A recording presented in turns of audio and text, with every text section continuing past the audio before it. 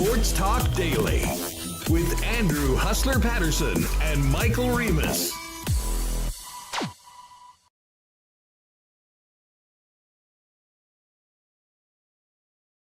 Oh. Here. 1 sec.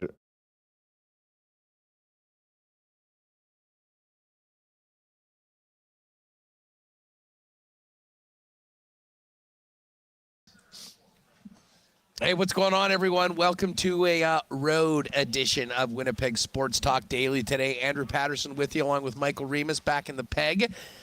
And I am coming to you from uptown Dallas, Texas, after the Jets let one get away on them last night in amongst the longest video review I think I've ever seen on a goal, and a lot of controversy coming out of Petrovic's eventual winner as the Dallas Stars win 5-2 and take a 2-1 series lead on the Winnipeg Jets. You might notice this beautiful background here. I'm actually doing the show from the Moxies uptown here in Dallas. And a couple old pals from the old arena days. Dave Kivas is now the GM here. Paul Randall, a lot of Winnipeg content or quotient here running the show. So really appreciate the hospitality from the fellas to set up and have a great spot to do the show today. We, of course, going to be spending a lot of time talking about what the heck happened yesterday, the call, the winning goal. Not to mention Mason Marchment not getting a supplemental discipline for whacking a ref at the end of the second period. We will have somebody from Scouting the Refs on a little bit later on. Mike McIntyre is down at the rink right now. He's going to join us in about half an hour.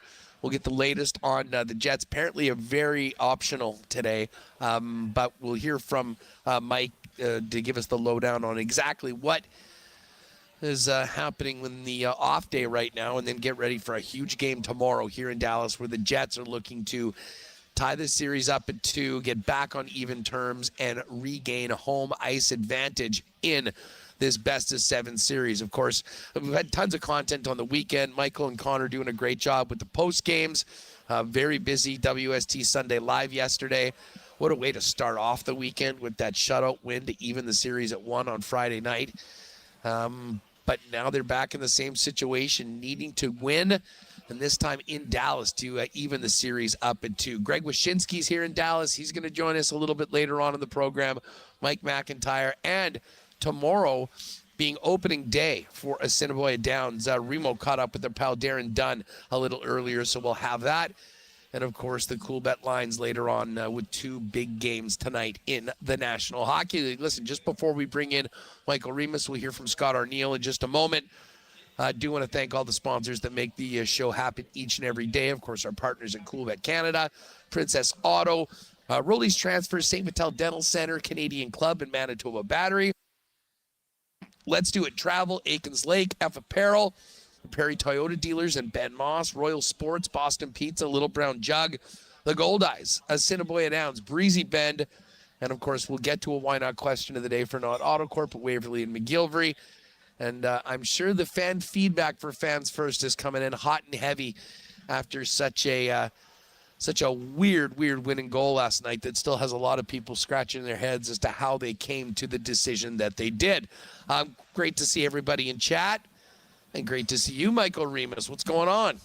Yeah, I'm just managing all the comments. Connor and I did a post-game reaction video on our channel where, look, we talked about the Jets losing streak on the road. We talked about them collapsing on all the, in all the road games where they just have a couple minutes where it all goes sideways. And then all of a sudden you're down a couple goals and the game's over. But, we did spend a portion of time talking about officiating as well. The game-winning goal on Sunday, controversial, a lot of opinions coming in, and not the first time we've experienced that this playoffs, and I know we'll get into it later today, but it doesn't change the fact that the Jets did not play well enough to win the game. The power play has not been good. They're going to have to win on the road at one point if they do want to get, advance in the playoffs and get past the Dallas Stars.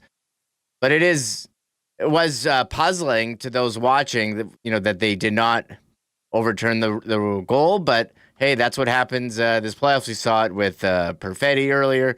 You've seen it in the past.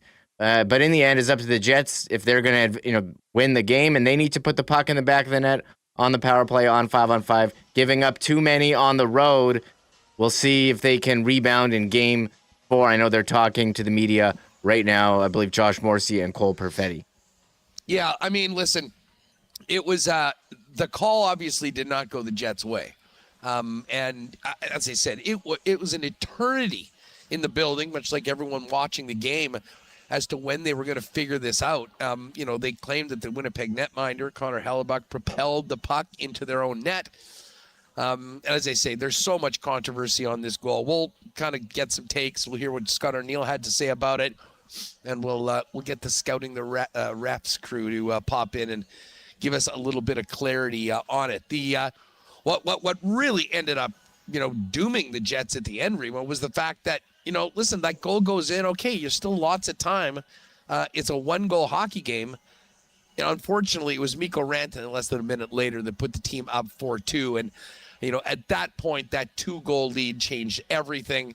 And I will say this. I mean, I don't think Scott Arniel too pleased with the way his team handled some of that adversity that they were thrown with. But I'm with you. I mean, listen, the power play needs to be better. And, after such a great performance by the team in game number 2 from Hellebuck right throughout the lineup, it was, from my perspective in the building, a bit of an off night, especially for the top 6. Kyle Connor had that beautiful wraparound goal earlier on, but they had a real tough time generating very much. I thought the Ehlers, Perfetti, Nemetsnikov line was not particularly effective. Really, it was Adam Lowry's line that I thought was the most dangerous for the Winnipeg Jets. And then they were right in that game. I mean, a really solid second period overall that, had the game at 2-2. But, of course, I mean, there's a reason why everyone's talking about the Petrovic goal. First of all, because of just how strange it was and the call that came out. But that ended up being the winning goal that kind of was the catalyst for that game getting away from Winnipeg in the third period. Yeah, in the end, it wasn't the refs who let Mikko Rantanen skate all the way, across the ice in the offensive zone and wire a puck past Connor Hellebuck. The Winnipeg Jets did, there's still a 1-goal game at that point, and whatever it has been on the road, whether it's the 2 minutes in the second period in Game 4 or, the start in Game 1 against St. Louis, you kind of had a similar start yesterday where you take 2 penalties right away and then you give up a power play goal. Well, you have power play opportunities, and this unit that's been number 1 in the league all year can't seem to get it done when Josh Morrissey is back in the lineup. So I think there's certainly, they were in the game for 2 periods, weren't able to close it out, weren't able to have that solid 60 minutes that they need on the road if they're going to get a road win. We've got a good opportunity tomorrow night at 7 p.m., a nice regular start time finally. I know my sleep schedule over the weekend was completely wrecked from staying up till, whatever it was, doing the post game with Connor and posting it here on YouTube. I did get to bed early last night with the afternoon game. So 2 p.m. Tuesday, that's tomorrow, they have a chance to tie it up and send it back here. And then it's a best of 5 where you have, 2 of the games at home. So that home ice advantage could be key, but they got to figure out, okay, how are they going to do it on the road? Because it's, 8-game road losing streak back to the Vegas series of 2023. That's crazy. That's how many different cities is that? It's 4 different cities: Vegas, Colorado, St. Louis, and now Dallas. So we'll see how it goes tomorrow. They got to find a way to contain Mikko Rantanen. They did that in Game 2. He did not get on the board. And Games 1 and 3, dominant players. So it was good for 2. It was good for 2 periods yesterday. That's all I got here. Well, listen, I mean, I really like what they did in the second period to, kind of carry the play. You mentioned Josh Morrissey. I mean, the brilliant pass that he made to Nito Niederreiter on the tying goal. Really, it put the Jets exactly where they wanted to be going into that third period. And, obviously, we mentioned, the Petrovic goal, the catalyst for Dallas's win. But they just weren't at the level that they needed to be in that third period if they wanted to come out with a win. They will get another chance to make this a best of 3 with a win tomorrow. And if not, then you come home needing to win just to, give yourself the opportunity to get back here to Dallas for game number 6. So, as I said, Mike's going to come in. We'll get his thoughts on what happened yesterday and the latest from the facility today at the game rink, where the Jets just basically going through a bit of an optional right now on the off day. I will say this. Man, we had a great time here yesterday, and I got to shout out the Winnipeg fans that showed up yesterday. I wasn't really sure, Reem, how many Jet fans we would see here, but Winnipeg was well represented. I think significantly more Jet fans that were at today's game than we saw Dallas Stars fans up in Winnipeg, but did meet some great people that were representing the Stars up in Winnipeg actually on our flight down here. Overall, it was a great day with the exception of the result that certainly we hope that we'll see a different one on game number 4. I'll say this. I mean, you mentioned how dominant Mikko Rantanen was, in game number 1 and, of course, in game number 3. Frustrating that they weren't able to lock him down because, man, did he have a miserable night on Friday.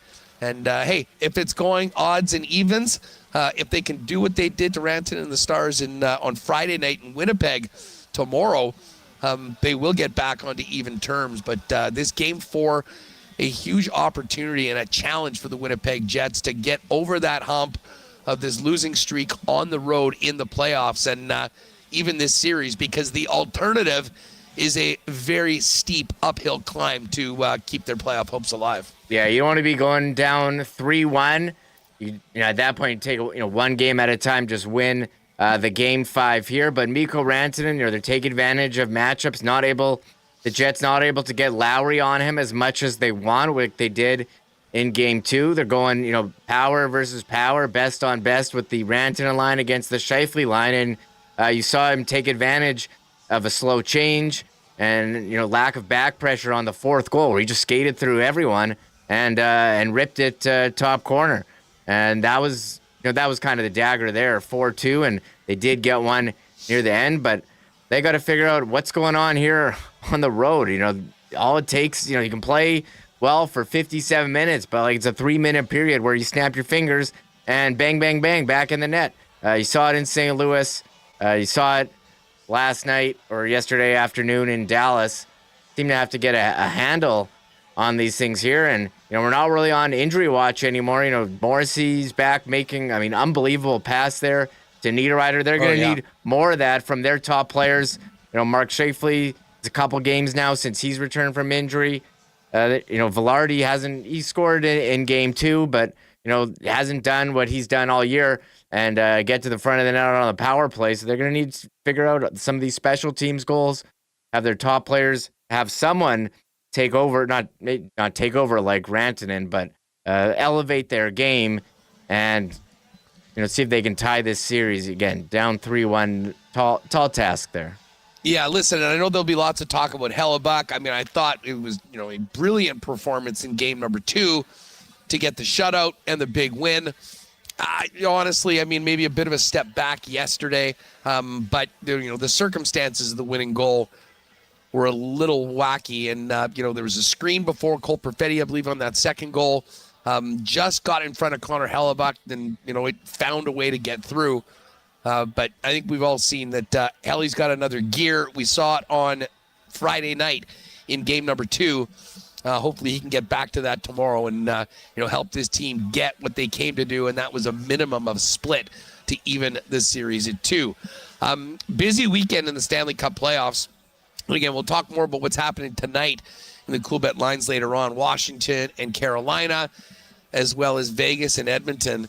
As frustrating as that loss was yesterday for Winnipeg Green with the way things transpired in the third period, I don't think anything can touch the way the Oilers lost on Saturday night, with Vegas getting back into their series on an own goal with 0.4 seconds left to break a 3-3 tie that seemed destined for overtime. Yeah, Riley Smith taking it to the net, and a lot of people are going to blame Stuart Skinner, but he made Riley Smith shoot wide. You could say the technique a bit unconventional. I don't know what some of these Oilers players are doing. I'm so sick of watching defensemen or players playing defense, go down on the ice for a swim. Stay on your feet, use your stick. Players are too good. They see you going down, they just walk around you. And Darnell Nurse, I know Dusty was tweeting out, he's on the ice lying down for every goal against in that game. Get up, use your reach, use your body. When you go down, they'll walk around you. They'll go through you. You're taking yourself out of the play. So people want to blame Skinner. They're in tough with the goaltender Pickard being injured, but there was a collective breakdown on that goal. And ultimately, Leon Draisaitl puts it in the back net. He's trying to make a play, propelled it in the back. Certainly a tough one.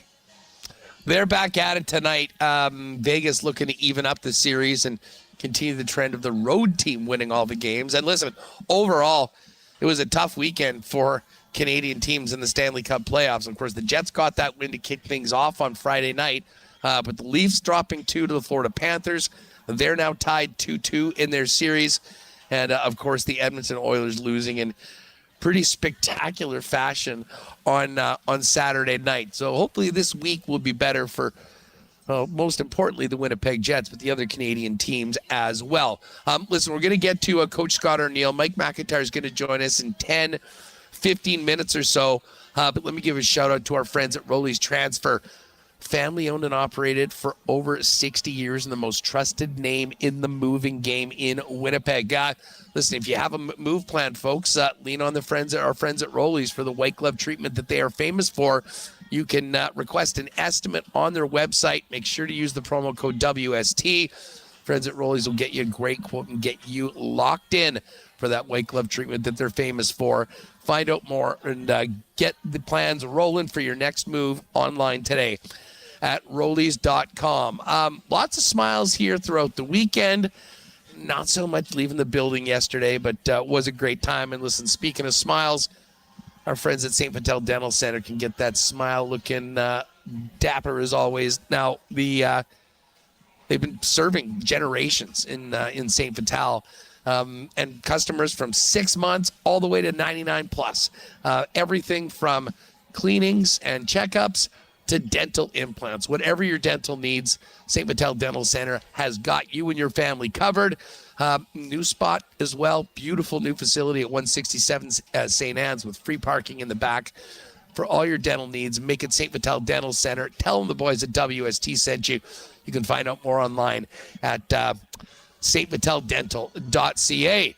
I know it was gorgeous weather on the weekend. Holy smokes, it seems like we're in midsummer right now.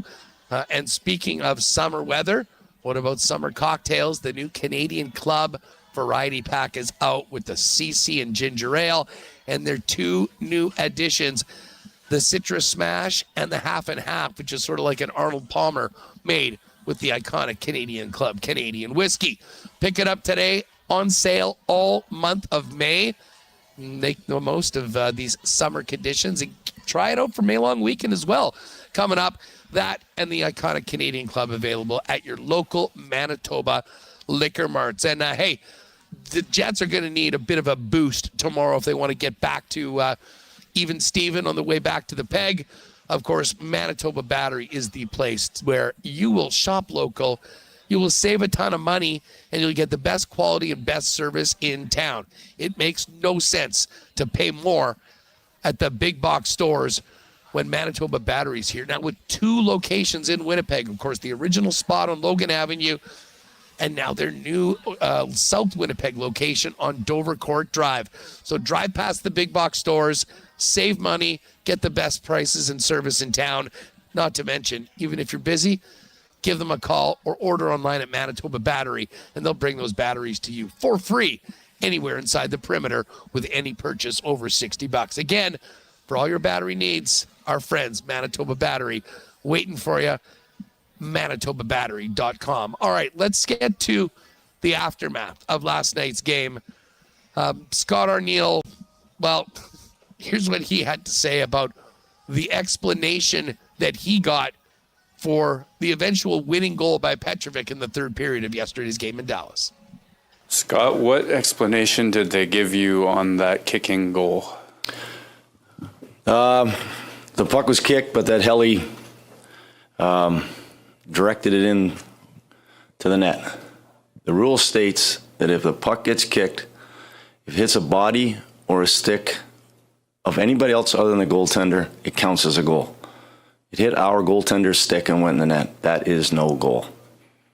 So they said that Helly propelled the puck in. I haven't seen the word propel in the rule book. Yeah, so they're saying then he's basically playing the puck at that point. That's all I like. That's all I can say on it. That's what we take the rule as. Right. That's what we thought. The situation. That's why we thought maybe it was going to go our direction. The rest of it, they made a decision. We got to live with it, and we got to move on from it. All right, so there's Scott Arniel.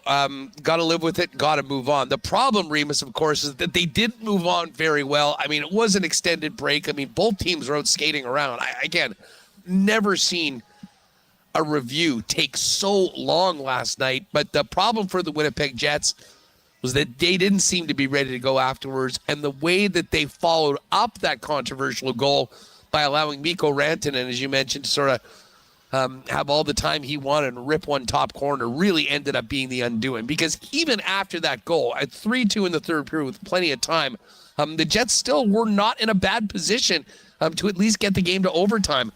Changed significantly once the fourth and then eventually the dagger, the fifth goal went in. Yeah, you were in the building, Huss. How did you like when they showed the DVD video logo on the Jumbotron? Huge. Listen, there was some pretty clever stuff with game production, and yeah, it went forever, and then the DVD video popped up, and then they went to the Windows, the Windows update. It was just like the Windows thing, 0%, 1%, 2%. They had a lot of time to do it. We were playing, they did a sing-along. They had Freebird, I believe, played. Everyone sang that. They went through the entire song. Hell, you could have done Stairway to Heaven in that break. It was that long. So, I mean, a few memorable moments in the stands last night, and we had plenty of time to think about it and have fun because it took literally forever. Now, here's Arnie on just how much the review delay contributed to that killer fourth goal by Mikko Rantanen shortly thereafter. You know what? I thought we played a really strong game. We played a really good game. Man, that took a long time. I'm not sure why. Obviously, it's a big moment. But at the end of the day, but we have to be ready. They came out and jumped on us. We have to be ready for that next shift. And we gave up that quick one. But I like a lot of what we did. I don't think it got us rattled. I think that, we got back on our heels a little bit in that next one. We gave up a rush against that top line. Yeah, listen, I mean, I'm sort of with Arniel. I mean, I wouldn't say, Remis, and it certainly didn't feel like that was one of those games like in St. Louis, for instance, where it was just an avalanche going the other way and you could feel it slipping away. I mean, Dallas got off to a great start. The Winnipeg Jets came back and evened it up. Of course, the goal by Niederreiter again to tie it at 2 in the second period. I really thought the second half of the first period and most of the second was where the Jets were at their best. But as you mentioned before, I mean, you can't stick to it for 55 of 60 minutes when you're playing opposition of the quality of the Dallas Stars. And, they certainly made the Winnipeg Jets pay after the third goal went in, and they just carried that momentum forward. Here's what Arnie had to say about his goaltender, Connor Hellebuck, who didn't have the night that he certainly had on Friday, shutting the door and blanking the Dallas Stars in Game 2. I mean, he had to make some big stops. Him and Ottinger, they were going kind of toe-to-toe. There was a lot of good looks both ways. But we're going to be judged, our whole team. We're going to be all judged, not just Connor, by what happens on the road. We got to win. They came into our building and took home ice away from us. We got to win here. And so everything that we have is going to be pushed into Game 4 here to get this thing evened up going back into our building. Yeah, pretty clear challenge for the Winnipeg Jets. Find a way to win that game tomorrow night and get this series to 2-2, heading back to the whiteout for Game 5 on Thursday night. Here's what Arnie had to say about the fourth goal, the Rantanen goal, right after the extended break on the eventual winner. That one's a tough one because it came off a line change. We had a winger coming that was changing on the wall. Scheif jumped out. We didn't have all our numbers out on the ice. which obviously that's part of hockey is your line changes. So we kind of got caught halfway in between. And it's, they were coming with all kinds of speed. That's hence picking up speed from almost the goal line. So just, we've talked about it. It's something I thought we've done a really good job of trying to take that away. And, that was a situation where they took advantage of it. And listen, I mean, it can't be overstated the advantage of home ice right now when it comes to those matchups. And, they were able to get Rantanen away from the Lowry line more often than not yesterday. And, that certainly helped him have a big game, Remis, because, man, did the Winnipeg Jets do a great job at frustrating Mikko Rantanen and really eliminating most of opportunities for him with that performance they did on Friday night when they had the last change that could send the captain out against the Rantanen line when Scott Arniel chose to do. Yeah, and you look at Mikko Rantanen's numbers. This series has got 6 points and among playoff performers, leading the league in scoring, 18 points. Connor McDavid behind with 2, Draisaitl 3, Nylander 3, and there's Kyle Connor with 5. So home ice, so big. You're looking into the minutia of every game matchups. You mentioned Lowry doing a great job on him in game 2, but Stars, in their control at home and going with top line against top line, and it was the Stars top line coming out victorious last night. Yeah, well, and of course, Mikko Rantanen, the Moose. Man, it was amazing how many Rantanen jerseys there already are in Dallas with him being a star for such a short period of time. But they certainly love their new addition that signed for 8 more years after this. And he once again was the difference last night. Here's what Arnie had to say about Rantanen. Well, it's a 2-2 hockey game. And you know what? At the end of the day, we're going in the third period in a 2-2 game. I'm still good with what we're doing. He's a tough guy, like a lot of their skilled players. It takes a lot to sort of shut those guys down, and that's all part of this. If we're going to have success, not just him, but all of them, that we got to take away their offense. And he's a big power forward, and he made some plays. But it is what it is. I mean, one came off the power play, the other one, like I said, it was a 2-2 game up until that moment where that goal went in, and that's something that, we just have to make sure that, we continue to do a job on him and the rest of their top players.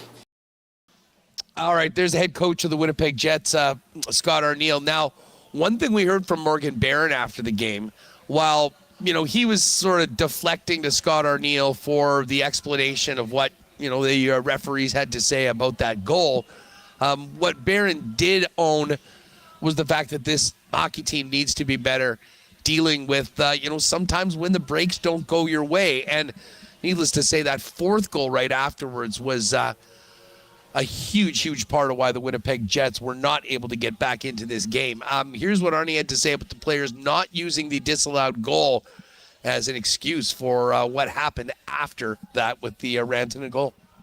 Well, it's like I mentioned there, we felt we played a good game, and that's pretty much what I said afterwards. I mean, we had whatever it was, 2-3 minute sort of situation where, they scored a couple of goals. But at the end of the day, hopefully that some of the stuff we did, the offense that we created, the chances that we had, help us feel good about what we can do in Game 4, and that's what we're going to have to do. Dallas is a good team, and they defend well, but we have to find ways to to score more goals than them. And we had looks, but now we got to make sure also that we do that, and that starts on our power play, because we had some some opportunities maybe to get ahead on that in the game. So those are all areas that we'll look at and look to improve on.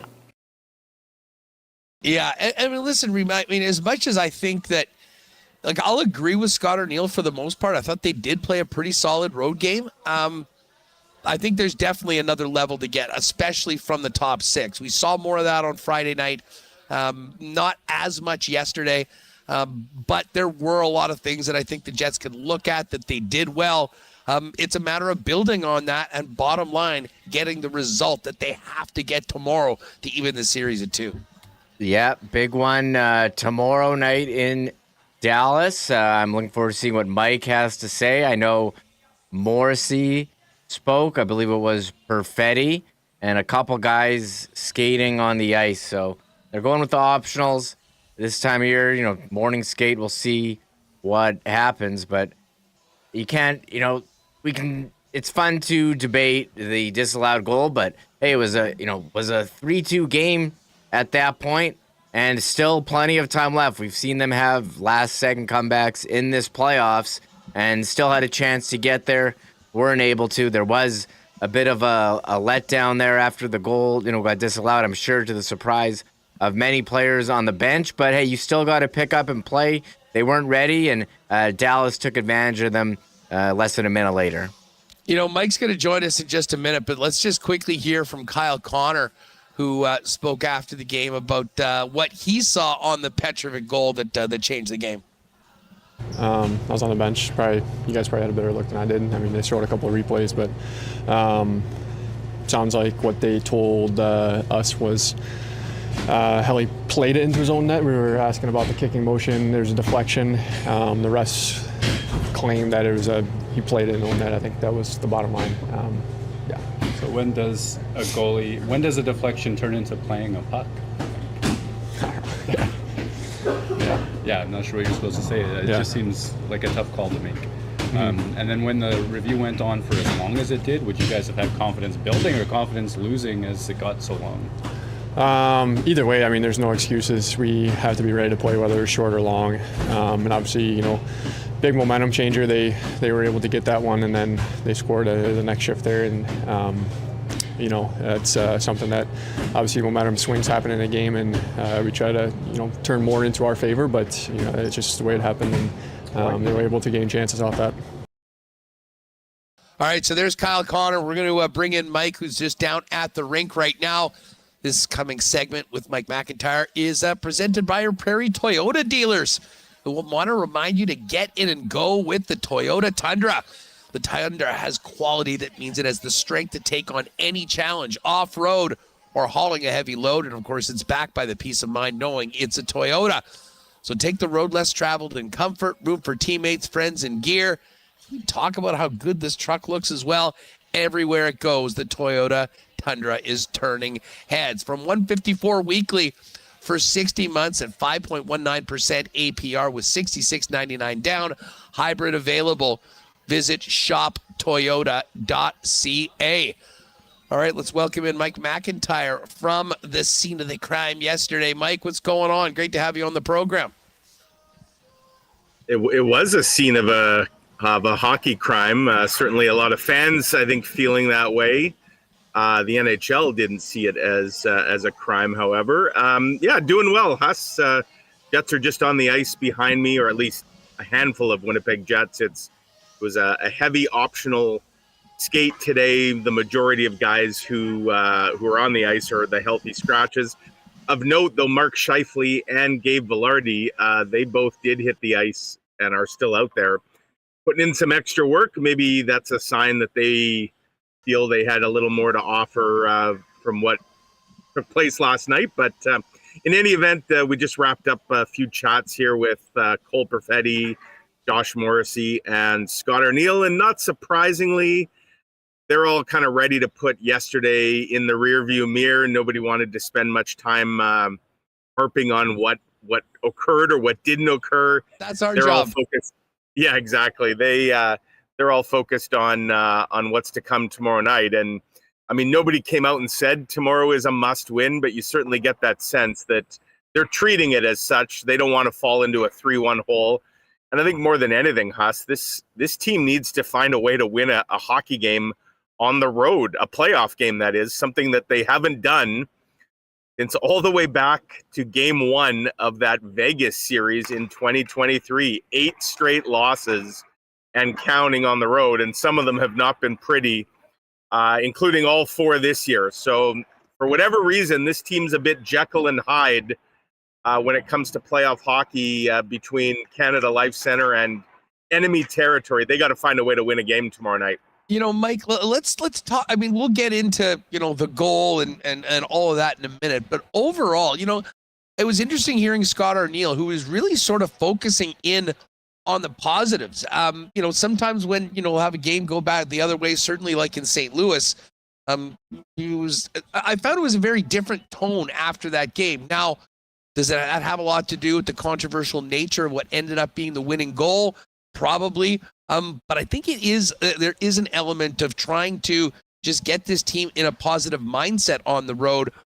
because as much as they did do some good things, I thought that there's another level, especially for the top 6 to get to, not to mention the power play. And that is a must if this team is going to get this series to 2-2 tomorrow night. It really is. What are they, 1 for 16 now in this series? That's not nearly good enough. The good news is they're getting a lot of opportunities. The bad news is for the Jets, they're just not making Dallas pay for their on-ice sins. And yeah, that's become a big storyline for sure. In addition to the road woes, it's the power play woes. And, there's no longer the excuse that, well, they don't have this guy or that guy in the lineup. They have all their guys. Everybody's healthy now. Is there some rust there because they haven't had a lot of reps together? I suppose. I think it's more to do with what Dallas is throwing at them and Winnipeg's inability maybe to adjust on the fly to some of the aggressive penalty killing that we're seeing from Dallas. But to your point about yesterday and some of the post game, Scott Arniel, most of his anger was directed, I think, at the ruling by the league and not his own team. He loved how his team played through 2 games or through 2 periods. And sure, they were in a 2-2 tie. I think they left some offense on the table there, maybe could have grabbed a lead. And then the way they kind of imploded immediately after that ruling doesn't go their way. Obviously, the really quick Rantanen goal and then the Wyatt Johnson insurance marker that kind of put that one to bed. It's a story we've seen play out with his team before, right? Where they just a little adversity and all of a sudden they start to unravel, particularly on the road. And that's a bit out of character for a team that kind of was calm, cool, and collected through the regular season. You don't win the President's Trophy by accident. You don't lead the NHL in road wins by accident. And yet it seems like when push comes to shove a little bit in the playoffs, a lot of that goes out the window. Is that just a continuing sign of some maturity, some growth that has to happen within this group? Perhaps. But there's not a whole lot of runway here to find the answers. And so I think Scott Arniel was trying to, upsell, if you will, what he saw from his team yesterday, and with the hope that they can now put maybe parts of what he liked together in a full 60 minutes, something that really has not happened at all in these playoffs on the road. And I think even on home ice, aside from Friday's really nice 4-0 win, this Jets team has not had its complete A game from start to finish as often as you'd like to see in the playoffs. Mike, being in the building yesterday, as you were, although you were up in the press box, it was, the third goal was bizarre on a number of levels. It went in. They showed the replay very quickly once, and then the refs started talking about it. And I'll tell you what, 2 things that I got my hopes up that it was going to be a disallowed goal. Number one, they weren't showing the replay anymore during that extended long break, about as long as we've ever seen. And it did create some pretty fun game production stuff. We talked about the DVD thing going around, and then the Windows update along with the sing-along that was happening. But it was when it came out, the way that they described the goal, essentially like it was kicked, but then it was propelled in. Scott Arniel was pretty clear afterwards. He wasn't buying that explanation, but I would suggest it is the thoughts on that call directly split along lines of whether you're following the Winnipeg Jets or the Dallas Stars, because Pete DeBoer obviously thought they took the time needed to get the call right. Yeah, just when you think you've maybe seen everything in this sport, along comes something a little new.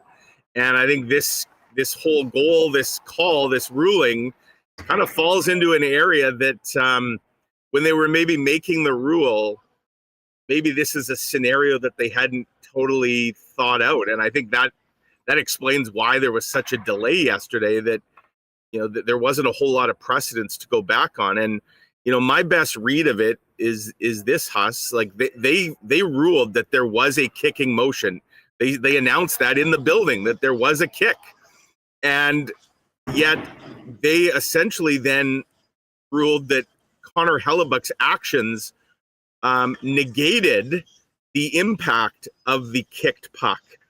That Petrovic didn't essentially kick it into the net or even necessarily towards the net. He kicked it through the crease, at which point Connor Hellebuck bats it into his own goal. And they obviously separated that act from the kicking act. And, you know, at first blush, it looks like they ignored their own rule, which says that if a player kicks the puck and it goes off the goalie into the net, it's no goal. So I think that's why everyone was saying, well, it's pretty black and white.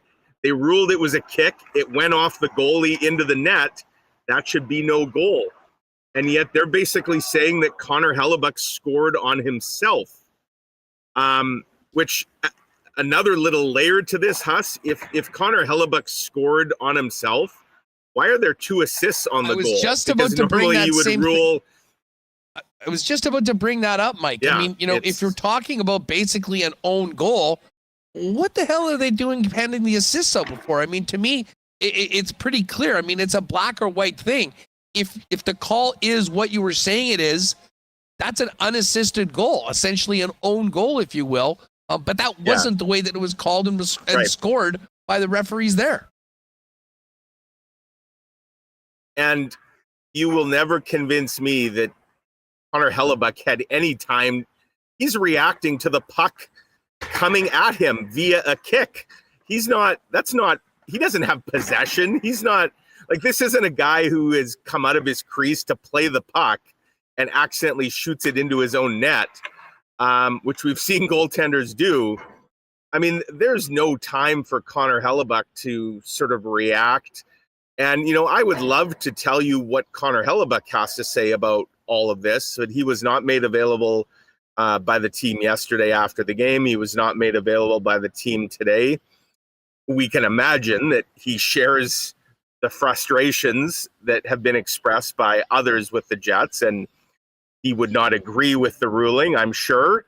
But, you know, what's done is done. It was very bizarre, very bizarre. The fact it took that long. I mean, it was clear from the get-go that Connor Hellebuck knocked the puck into his net. I don't think anybody thought Petrovic's kick went straight into the net. I wondered, Huss, if there was some debate as to whether it also hit like Morgan Barron or Dylan Sandberg, but they confirmed after the game, and I think the ruling itself confirmed that that the puck didn't hit any of those guys. The only people it hit were Petrovic's skate and Hellebuck's stick. And so, I mean, the ruling, as puzzling as it was, they found a way, I guess, to explain it away, even though it seems to contradict their own rules. And, you know, I guess the most puzzling thing about it all is how the Jets came out of all that. I mean, clearly they thought that it wasn't going to be a goal. I think as the review stretched as long as it did, you felt that probably benefited Winnipeg. And I guess Dallas must have felt like they got shot out of a cannon to have that goal stand, because they come out the next shift and quickly make it 4-2. And, you know, for the Jets and fans, like, people can complain all they want about the ruling. The Jets have to find a way to not allow that fourth goal to happen the way it did. And that probably compounded the overall frustration of the ruling. The ruling didn't cause the fourth goal. It didn't cause the fifth goal either. Did it send the Jets kind of spiraling a little bit? Yeah, it would appear that way. But they got to find a way out of that. I mean, as Cole Perfetti told us just a few minutes ago here, in the playoffs, if you want to win the Stanley Cup, you're going to have to deal with some adversity, and you're going to have to deal with it better than the Jets ultimately dealt with it yesterday. Yeah, I mean, listen, I mean, we've seen some games really implode on the Winnipeg Jets. I mean, you know, games 3 and game 4 in St. Louis were, you know, it just kind of snowballed, and it ended up being, you know, a complete disaster. It didn't feel like that in the third period yesterday, but, you know, with the fourth goal, as you mentioned, Mike, I mean, that completely changed the landscape of that game. And then, you know, the Jets just didn't have the ability to really get that offensive push. They didn't have a ton of great chances in that second half of the third period, but I certainly didn't feel like it just imploded the way we saw in the previous series on a couple of occasions down in St. Louis. No, I would agree. I mean, there was still a game there that, the Jets were in, and even when it's 4-2, like if they could have found a way to get a third goal, it certainly changes the look of that game. And so, yeah, I mean, baby steps, maybe, if you're, glass half full, that it wasn't the complete implosion, like the roof didn't fully cave in, just partially. The end result, though, was the same, a loss, and in a game that I think the Jets liked a lot of what they did. Now, I think a lot of the frustration around Jets Nation today, Huss, is, it wasn't just that call. It was the bizarre Mason Marchment play that I must admit, and I've got no skin in this game.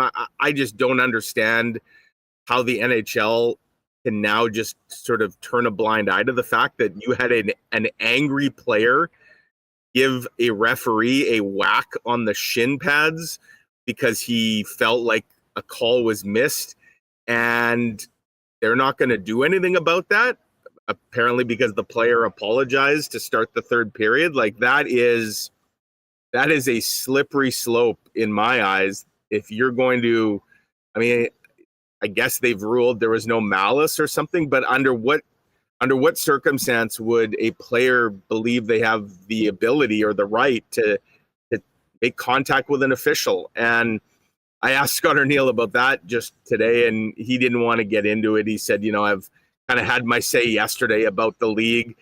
I can tell you that there's some frustration just within the team itself that that incident at the end of the second with Mason Marchment and referee Graham Skilleter didn't elicit any penalty at the time or any subsequent penalty by the league. Mike, it's crazy. To me, that is the most cut and dry situation that you could have. Yeah. You cannot put your hands on an official, and you sure as hell can't whack them because you're pissed off that a call didn't go your way. And listen, did they miss a call beforehand? Sure.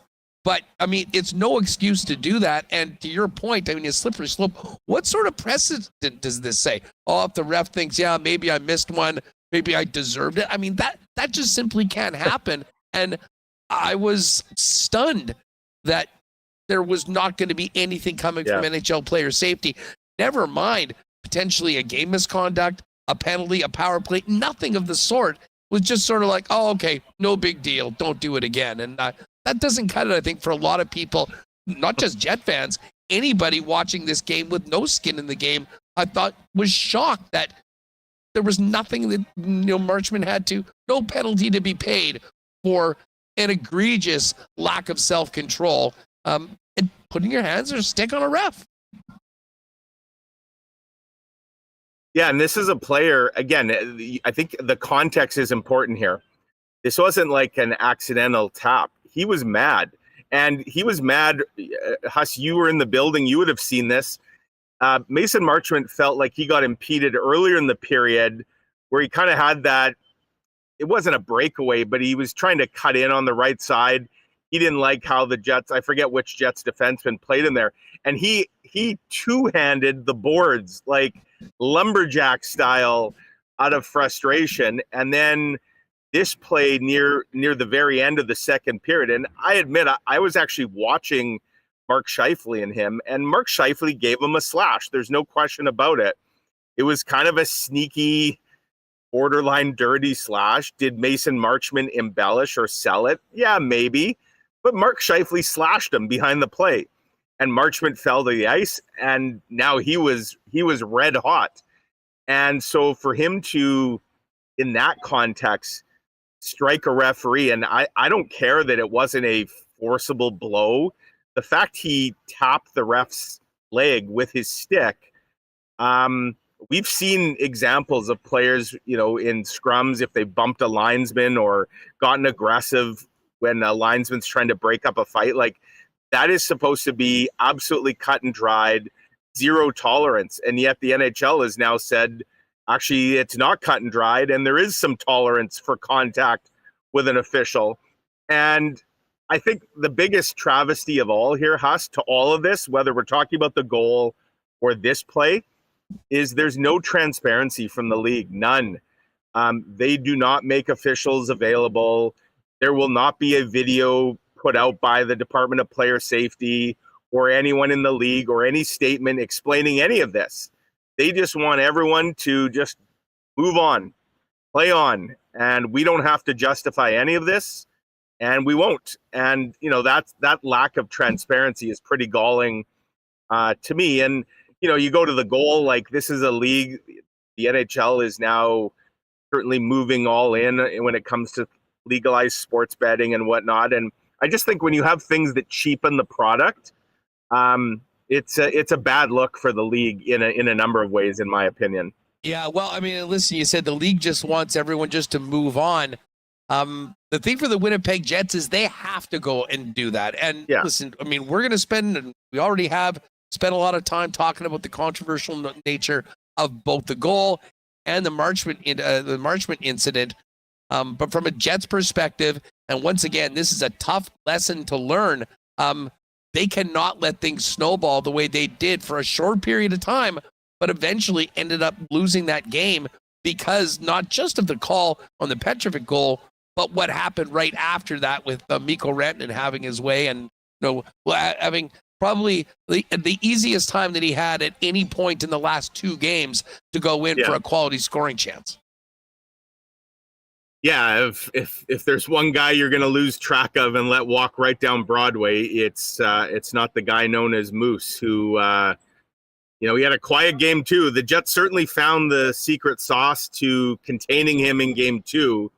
He was a force again last night. 3 more points, 18 points now in 10 playoff games, and you know, the Jets.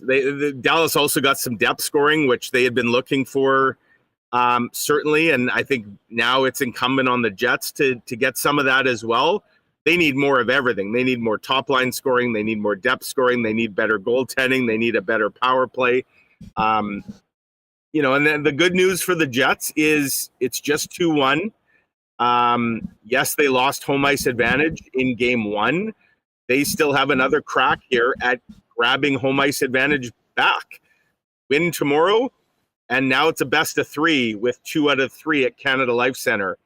Obviously lose tomorrow, and now you got to win 3 elimination games in a row. Sure, the Jets, they came up big in game 7 in winning that elimination game, but that's a dangerous way to live. And I don't think you want to have your season on the line 3 times. So tomorrow is it's a massive game. I mean, we keep talking about biggest game of the year. Well, tomorrow is the next biggest game of the year for the Winnipeg Jets. Certainly in terms of the way the players are talking today and being around them, you get the sense there's kind of a laser focus, but ultimately it's going to come down to execution. And, you know, the Dallas Stars, who are a very good hockey team, they will obviously recognize the chance that they can really put the foot on the throat of the Jets tomorrow night with another good home ice performance. And, you know, this just feels like one of those things, Huss, like the Jets have slayed some dragons, if you will, in these playoffs already, but they've got a big one to slay here still, and that's the road woes that this team has had. And you know, if they can't find a way to win a road game tomorrow night, they might not get another chance to try and win another road game in this series. So it's on them to come out with their best effort of the series and of the playoffs, quite frankly. Well, no doubt about it. I mean, they're going to have to do that. I'm with you. I mean, 3-1, even with home ice and, you know, having game 5 and 7 in your own barn. Listen, the Dallas Stars are a hell of a hockey team, one of the best in the National Hockey League. And to think that he's going to run the table for three in a row, a very, very tall task, which does put the importance on tomorrow's game. And listen, there's a few guys that I think, you know, we can look at that need to have a better performance than they did yesterday. I mean, listen, Connor Hellebuyck was brilliant in game 2. Thought there was a bit of a step back yesterday, and certainly not hanging on the goaltender. But another guy that had a monster game 2 was Nikolai Ehlers, and it just did not seem like yesterday was his day, Mike. And really, I think you can speak for that entire line too, which had a real tough time generating much in the offensive zone. Agreed. You know, and certainly game 2 was a real encouraging sign for Nikolai Ehlers' game. and then a bit of a step back. Now, is some of that matchups and the Stars were able to maybe get a little more favorable matchup? Scott Arniel maybe couldn't get Ehlers out there at times against the third pairing that he would have liked. Maybe. I just think consistency, and again, these are players like Ehlers coming off an injury. The consistency maybe isn't always going to be there as you're making your way back from an injury. But the Jets, they don't have a whole lot of time to waste here. So that's going to be incumbent on guys like Ehlers and Perfetti and Nemestikov to kind of get back to that really strong game. And speaking of injuries, Huss, I mean, another storyline to this series, and we don't know the answer to this just yet, but is Miro Heiskanen ready to return in Game 4? And Pete DeBoer today, the Stars did not skate. He would not tip his hand other than saying he expects Heiskanen will make an appearance in this series. If you're the Stars, do you hold him out maybe one more game because you're up 2-1 and you feel like you got a little padding there? I think we expected Dallas might want to bring him in at home as opposed to on the road. Again, matchups, and you get that boost from the crowd. The crowd's going to go wild when he returns to the ice. So I don't know. That's another interesting storyline. Obviously, Miro Heiskanen would dramatically change the look of the back end. That is if he's fully healthy and ready to go. But don't forget, this is a player who's going to be jumping into a series having not played since late January. So that's another interesting storyline to watch as this series progresses. Yeah, I mean, there's a lot to unpack in the performance of the team overall, Mike. And when we're looking at whether it's Ehlers, whether it's Perfetti, whether it's the guys up front, I mean, they're all part of it. But Heiskanen and Josh Morrissey are so important to those teams. And listen, it is somewhat of a missed opportunity, I think, that they haven't been able to maybe be in a better situation right now, because if Heiskanen comes back and is the Miro Heiskanen we remember, I mean, the Dallas Stars are a different team. Like the trickle down on their blue line pairs, it's a huge boost for them. That being said, the other side of it, to me, it is insane that we're even talking about him potentially coming back, considering the surgery that he had in February. And you do wonder, what will he be like coming back in for the first time in months on a much shorter timeline than anyone expected, right into the intensity of the Stanley Cup playoffs? It's a big ask for sure. And that's where the Stars, like, I'm curious, the thought process behind the scenes, the risk reward, if you will, of putting him in. Obviously, the Stars, they have visions of winning a Stanley Cup this year, and Miro Heiskanen being a big part of that. But they don't want to bring him back too early and have him suffer a setback that ultimately costs them down the road. And so that's where I wonder if strategically, the fact they're up in this series now, they don't have to hit the, in case of emergency, break glass, just yet. And so maybe they hold him off for a game or two. Scott Arniel actually joked today that he'd be very happy if Dallas takes a more cautious approach and decides that they want to let him get a little extra rest and recovery. So we'll see, I guess, at the morning skate tomorrow if Heiskanen participates, and maybe it'll even linger right up until the pregame warm-up itself. Stars might want to keep the Jets guessing a little bit. But bottom line, and this goes back to what the Jets have said all year, they can't worry about who's in or who's out of the lineup. They have to focus on who's in their lineup and what the guys in their lineup are doing. The Jets have the horses. We know it. We've seen it over the course of the regular season.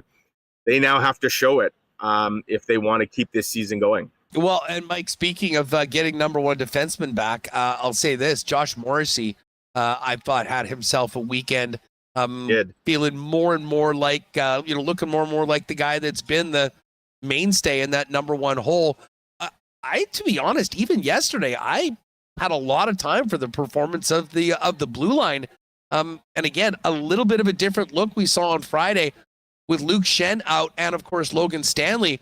But despite the loss, and sometimes you see coaches, tweak things out afterwards, I would be really surprised if they go away from this look right now, because I think Fleury and Miller as a pairing have certainly held their own. And obviously, we know what the top four is going to be night in and night out. Yeah, I think the way this series is playing out, that it's not nearly as physical as what we saw in round one against St. Louis. I'm with you, Huss. I think they'd probably roll the same 18 skaters tomorrow. But, they're coming off a loss. I mean, I think abandoning the roster that, let's not forget, this group that lost yesterday just beat the Stars 4-0 on Friday night. I would argue that group is worth at least one more look here before you make any changes. And so I wouldn't be rushing, whether it's Luke Schenn or Logan Stanley or both into the lineup here, just because they lost. That would almost strike me as sort of a panic move. So we'll see. Scott Arniel obviously wasn't going to tip his hand today about any lineup changes he might be contemplating. Logan Stanley and Luke Schenn, they were out here on the ice behind me skating today. I know Colin Miller did not. I can't say if I saw Hayden Fleury or not out there, but in any event, the Jets, they don't have to dig very far back into the past to find a game they really liked. That was game 2 against Dallas. And yes, it happened in Winnipeg. As Scott Arniel said today, and it's funny, it's easier clearly to say than to do. There's no roadway or home way to play. There's just one way to play. But the Jets have kind of thrown that theory out the window, because they do play very differently, it seems like, at times, home or away. They need to channel that successful home blueprint to the road tomorrow night. And certainly there's reason to believe they're capable of it, given everything they did in the regular season. They led the NHL in road wins, including a huge road win in this very building just over a month ago, Huss, which pretty much wrapped up the Central Division, the Western Conference, and the President's Trophy. They need to find that game, and fast. There has been, I'll say this, and it was funny talking to a bunch of Jet fans after the game, and people were obviously disappointed the way as the third period got away from them. But when you consider where this team was last Sunday in the third period, there are in a much better situation right now and a much more realistic path to coming back than even it seemed in the dire moments before the incredible comeback against the St. Louis Blues. And those, Mike, are the sort of things that I think a team like the Jets can and should really lean on, the way that they have pushed back, the way that they have rallied after disappointing performance or losses all season long. But they've never needed it more than they do tomorrow to get this series back to even Steven. No, you're right. It's you think ingrained in their DNA at this point, because this is what they spent 82 games training to do.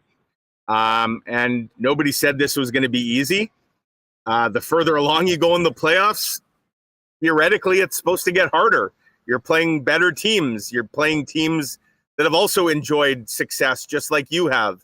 So it doesn't get any easier, but this is what the Jets have been building towards.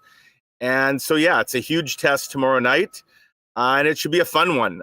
No question about it. Like, there's 75% of the teams in the NHL, they're not playing hockey. The Jets are part of that 25% that are still going. They're very much still in this series. They need a big response tomorrow night, and it sets up to be a great hockey game here in Dallas, no question. And, there's different levels of frustrating losses. I don't know if anything can touch an own goal with 0.4 seconds left like the Oilers did on Saturday night. Wasn't a great weekend overall for the Canadian teams in the Stanley Cup playoffs, and we'll look to change that tonight. Of course, the Edmonton Oilers in action, and then Leafs and Jets both back in, looking to get very, very important wins in their series tomorrow night. I was pretty impressed with how many Jet fans made the trip down here, or people with Winnipeg ties coming from all around the Lone Star State to throw it on and represent the Peg. I saw you corralled a bunch of them outside the rink yesterday, Huss. Yeah, there was a bunch on my flight on whatever day. I've lost track. Saturday, I guess. I've lost track of what day of the week it is It's here. either game day or an off day. That's right. Two types of days right now. Exactly. But yeah, there was a bunch of excited Jets fans on my flight, and I know there was ones on yours as well. And yeah, pretty robust True North. You know, I've seen some nice reports actually between the fan bases that there's a mutual respect, like, which is great. I mean, hockey sports can bring out kind of the ugly sometimes, and I saw lots of tweets and posts from people saying, you know, there is some good relationship building between Jets and Stars fans, and as opposed to anything more sinister taking place. So that's what you love to see. I know talking to one of the media that was up in Winnipeg last week from Dallas, she was saying how polite, she loved how friendly all Manitobans were. She was treated really well up in Manitoba, and I suspect they're pretty friendly folks down here in Texas as well. So I suspect Manitobans are probably getting the good treatment as well. And no doubt for those folks who've made the trek, they'd like to head home with at least one W in the carry-on luggage when they get back on the plane on Wednesday. Mike, we do have the Rangers and Rockies going at it tonight down at the ballpark. Over or under 25 runs for the Rangers today against this outrageously bad Rockies staff. Well, I'm going to that game tonight, Huss. So I'll take the over because I love offense. I want to see dingers and bombs galore. I've never been to that stadium. It's another one to check off my list. So yeah, what are they? 7-33, the Colorado Rockies. So I'll take the over. Yeah, they gave up. What was it? 20 runs. The manager got sacked. Anyways, well, hopefully we'll catch you up later on. Just quickly, because we're going to dive back in with an expert on the officiating discussion from yesterday. Just a quick little update on anything coming out of Scott Arniel, the players today that spoke down at the rink. Yeah, nothing out of the ordinary. I mean, Cole Perfetti says kind of what we were talking about earlier. His line has to be better. Josh Morrissey talked about the power play and how he thinks it's close to getting back up to speed. Close, though, doesn't really get it done, right? This is a results-oriented time of year for sure. But, you know, he certainly talked about feeling like the power play is on the verge of a breakthrough, which would be great news for the Jets if it were. They could certainly use some timely goals. And, yeah, just players and Scott Arniel all talking about lessons learned throughout the season and how they're going to be put to the test tomorrow night in a big way. So, you know, they're saying, I think, what you'd expect them to say. Now it's time to walk the proverbial walk, if you will, tomorrow night. Mike, we'll see you later on tonight. Thanks for doing this, pal. Take care. All right, there's Mike McIntyre from the Winnipeg Free Press. Of course, we are live in Dallas doing the show today from this beautiful Moxie's Uptown here in and around the downtown Dallas area. Was a bit of a quick decision to get down here to Dallas, and kind of we just said let's do it, kind of like let's do it travel. And our pal Sean, great supporter of WST, who actually did give us some great recommendations for some of the hotels in and around, and we got a great spot really close to the rink, which has been very convenient for everything else that we've got going on down here while the Jets are here in Dallas. Give Let's Do It Travel a follow on Instagram at Let's Do It Travel WPG. He's got great deals coming up on things like all-inclusives. And you definitely will want to talk to someone like Sean if you're planning a destination wedding or even that dream sports trip. I've got a great article on exactly that over at the website at letsdoittravel.com. But again, hit up the Instagram at Let's Do It Travel WPG. You'll see some great stuff coming in on the story. And Sean's waiving booking fees for WST listeners. So get at him there and tell him that Winnipeg Sports Talk sent you. Huge shout out to our friends at Princess Auto, synonymous with Winnipeg, and of course bringing the Whiteout Mania through the playoffs right now. Pop by your local Princess Auto for the best deals on the most unique assortment of tools and equipment around. Everything you need to complete the projects on your list or start something new is waiting for you at Princess Auto. And of course, you can pick up those whiteout signs at the Panet Road, Portage Avenue West, or Brandon location as well. It's I still can't believe the weather that we've been having back in the Peg. Hotter in Winnipeg yesterday than it was here in Dallas. But it got me thinking about fishing, going out to Aikens Lake this year. Cannot wait to do that. You're thinking about maybe staying north of the border this summer. Go to aikenslake.com to find out more on availability and features for the 2025 fishing season. World-class fishing, even more world-class hospitality. You can be on the water in less than 2 hours from the city of Winnipeg. Give a follow on all their socials as well at Aikens Lake. And just before we get a little more detail on the officiating issues coming out of yesterday, big happy anniversary to Andrew, Alex, and the gang at F Apparel. 15 years in the biz. Just did a massive renovation on the showroom at 190 Smith Street. And of course, they had a great event on Saturday that I hope many of you popped out and see it. For the best in custom men's clothing, F Apparel, still number one in the Peg. Visit them at 190 Smith Street or check them out online at that's EPH apparel.com. All right. Well, so much controversy coming out of yesterday's game between the Jets and the Dallas Stars. We figured we'd go to the experts. It is a pleasure to welcome in Josh Smith from Scouting the Reps to Winnipeg Sports Talk. Josh, thanks for doing this. It's great to have you on the program. Hey, thanks for having me. Always fun to talk stripes, so anytime. Well, and I mean, listen, no shortage of stripes-based controversy in and around the Stanley Cup playoffs, and that is not anything new. But holy smokes, did we have a weird one yesterday down here in Dallas. The eventual winning goal by Petrovic, ruled a goal, was kicked. First of all, is that the longest video review you can remember on a goal? It seemed like an eternity in the build. It was pushing 10 minutes. Oh, it's definitely the longest one this postseason, probably the longest one this season. I feel like we've had some lengthy ones, but this is probably the longest one I can remember, and painfully long. I did not think it needed to take as long as it did. No, they had the DVD thing up on the scoreboard, and then they did the windows loading. Right. Listen, it gave Stars fans an extra 10 minutes to celebrate a goal that ended up counting. And listen, you know what it's like in the playoffs. If you're on the Dallas side, they got it right. If you're on the Winnipeg side, they blew it. Where are you at on this with no skin in the game and fairly evaluating officiating in the NHL? Oh, this was a tough one. I'm going to just put it out there right up front. I don't agree with the call. I didn't think that this was going to be a good goal, and looking at it again and bouncing some ideas off a few other folks in the league, I still don't think that this should have been a good goal.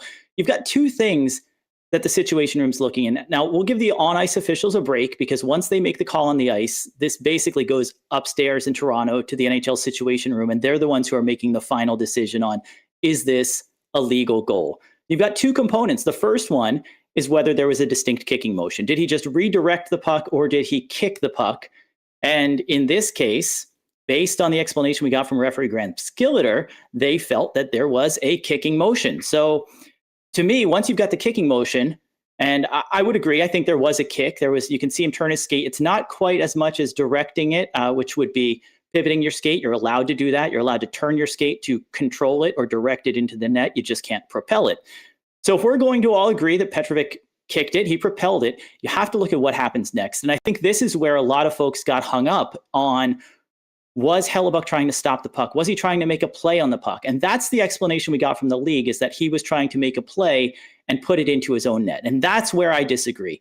Because the actual rule, and if we're looking at the rule around kicking, Rule 49, it says that a kicked puck that deflects off the stick of any player, excluding the goalkeeper, will be a good goal, because if it goes off the goalkeeper's stick, it's no goal. So I don't care if Hellebuck's trying to stop the puck. I don't care if he's trying to play the puck. He's got a puck kicked in his direction, deflects off his stick, and goes into the net. I mean, I was looking at that one as, this is a pretty easy review. This is no goal. Can you remember any similar situation or call in recent NHL history on this? Like, I mean, I get it. It seemed like very unique, but when you break it down the way you do, it seems pretty black and white. And that's why I understand why Scott Arniel was so hot about it being awarded to Dallas after that lengthy delay. Yeah, I mean, we've had controversial ones, right? We've had plays where it looks like a guy kicks it in and it's a goal, and then ones that are less of a kick that are wiped out. So I know we have that controversy on whether or not it's a distinct kicking motion. And to me, that's the puzzling part. And that's, I was speaking with another guy in stripes who shared my confusion that the referee statement and even the situation room statement basically says they look to see if they kicked the puck, but they never said whether or not he kicked the puck. They looked to see if it made contact with Petrovic's stick, but they never said whether or not. They just said, yeah, it's a goal. So we didn't really get that level of detail. And I think if we're accepting that the puck was kicked, and it sounds like we are from the ref and from the league, if we go with this was a kicked puck, then it deflects off the goalie, and there's no way that I could see this standing. And like I said, we've had ones kicked directly in. Rarely do we see them go off the goalie and in, but I think that's the spirit of the rule. That's what we're looking at, is we don't want pucks to be kicked into the net. If it goes off the goalie, it's still no goal. Explain this to me, Josh. Take us behind the scenes in a review like that. Like, is the situation helping the officials make the call? Is it the official on the ice that ends up having the final word, or was this decision made in the situation room and he is essentially just letting everybody know what they found out and abiding by what Toronto had to say? Yep, it's actually the last one, and it has evolved over time. There was a moment when the on-ice officials were making the review decisions with the situation room helping out. As it stands now, only the penalty decisions are made by the on-ice officials. When they go to review a double minor penalty, a major match, they're making the call on those plays. Everything else, including kicked-in pucks and coaches' challenges, once that challenge comes or once that review is initiated, it's entirely decided on by the situation room. They're consulting with the on-ice officials to say, did you have goaltender interference, or was there something else you saw? But when it comes to, was there a kick, was this a legal goal, that's coming down from the situation room. So they've got a team there that's looking at it. They have a retired official who's on duty there, one of the NHL officiating managers, and they rotate through. So you have some officiating experience in there. But they're the ones who are ultimately making the final call. And when they say what it is, they relay it to the refs, and the refs announce it to everybody at home, whether they agree or not. Now, listen, we all know that the refs have a very tough job, and it's sometimes a lonely place to be out there. The fans are all over you, but you cannot touch an official at any point. What was your read on this Mason Marchment incident, which to me was the most automatic no-brainer? Game misconduct, potential suspension, and absolutely nothing happened. Make this make sense for me, Josh. Well, again, now we're going to who makes the decision on this one. And this one, surprisingly, comes back to the on-ice officials. So we have provisions in the rule book that would allow for an automatic suspension. It's 3-game suspension for certain criteria, like throwing a stick in the official's direction, 10 games for applying physical force without intent to injure, which if you want to go by the letter of the law, that's where this would fall. This would be an automatic 10-gamer. But none of that goes into effect unless the on-ice officials call an abusive official's penalty on the play. In this case, referee Graham Skilleter seemed to say it was no big deal. He opted to not hit Marchment with that abusive official's call, so that prevented it from being triggered. Doesn't mean that the league can't still offer it. So apparently they had a discussion with Skilleter. He again downplayed it, said it wasn't really a big deal. I'm torn on this one. I think, to a certain extent, you want to let the guys play. You want to let them vent some frustration on the ice. We know that there's back and forth with the officials and the players verbally and the kinds of things that go. And when you go too far, there's a penalty being called. I don't really agree with giving too much leeway in this situation. You don't want to apply physical force to an official. I know it's not a big deal. I know it's a heat of the moment thing, but I think it sets a really bad standard to say that, well, in this case, it's okay to slash an official across the shins. Yes, he was frustrated. Yes, maybe he didn't obviously intend to injure him, but he still took a slash at the official. And it's that type of behavior that I'm surprised the NHL isn't doing everything they can to make sure it stays out of the game. I thought for sure, even without the penalty, that we would have had the league come down and issue even a 1-game suspension just to reinforce the fact that you can't slash a ref. Yeah, I mean, it seems like it's a relatively slippery slope. And I mean, I don't know. Listen, I mean, did Marchment have a reason to be upset? I mean, even being a Winnipeg guy, I will agree with that. But, I mean, it doesn't excuse what happened. And it almost seems like the ref's like, well, we sort of missed one on him, so we'll just give him a freebie whack, which is a terrible precedent to have, especially right now in the Stanley Cup playoffs with how heated everything is. Oh man, you're putting too much on the officials to think that they missed a call right after they missed a call, which I don't know if you think it was a change of possession, if you think it was significant enough, it wasn't just a trip and a stumble or some incidental contact. I think at that point, regardless of what happens, you can't let these slashes go unpenalized. It's kind of like when we've said in the past, you see a big hit, and then you see guys drop the gloves afterwards. And it doesn't matter if the hit was legal or illegal. You have to treat it the same way, because you can't be expecting everyone to make those decisions on the fly of, well, was it a good hit or was it an illegal hit? And should we let them drop the gloves and fight? You've got to call it the same way. And I think here, even if Marchment's justified, even if he has a legitimate beef with the officials, once you swing your stick and hit the guy intentionally, I think you've got to miss some time.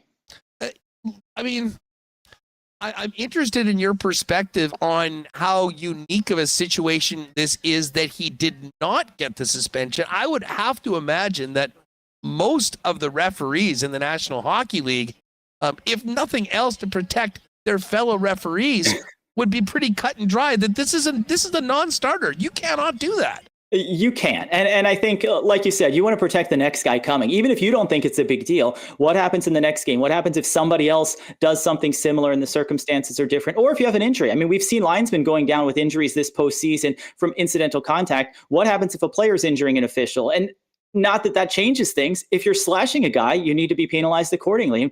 We've seen some things.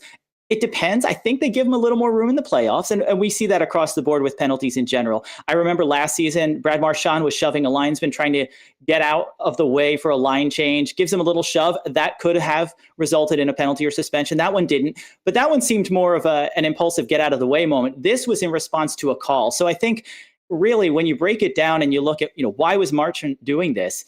It definitely deserved a penalty. And, I appreciate cutting him a break. I know the tempers are high, tension is high. I know it's a high stakes game there, but I still don't think that gives anybody the opportunity to get off the hook when you're going after an official.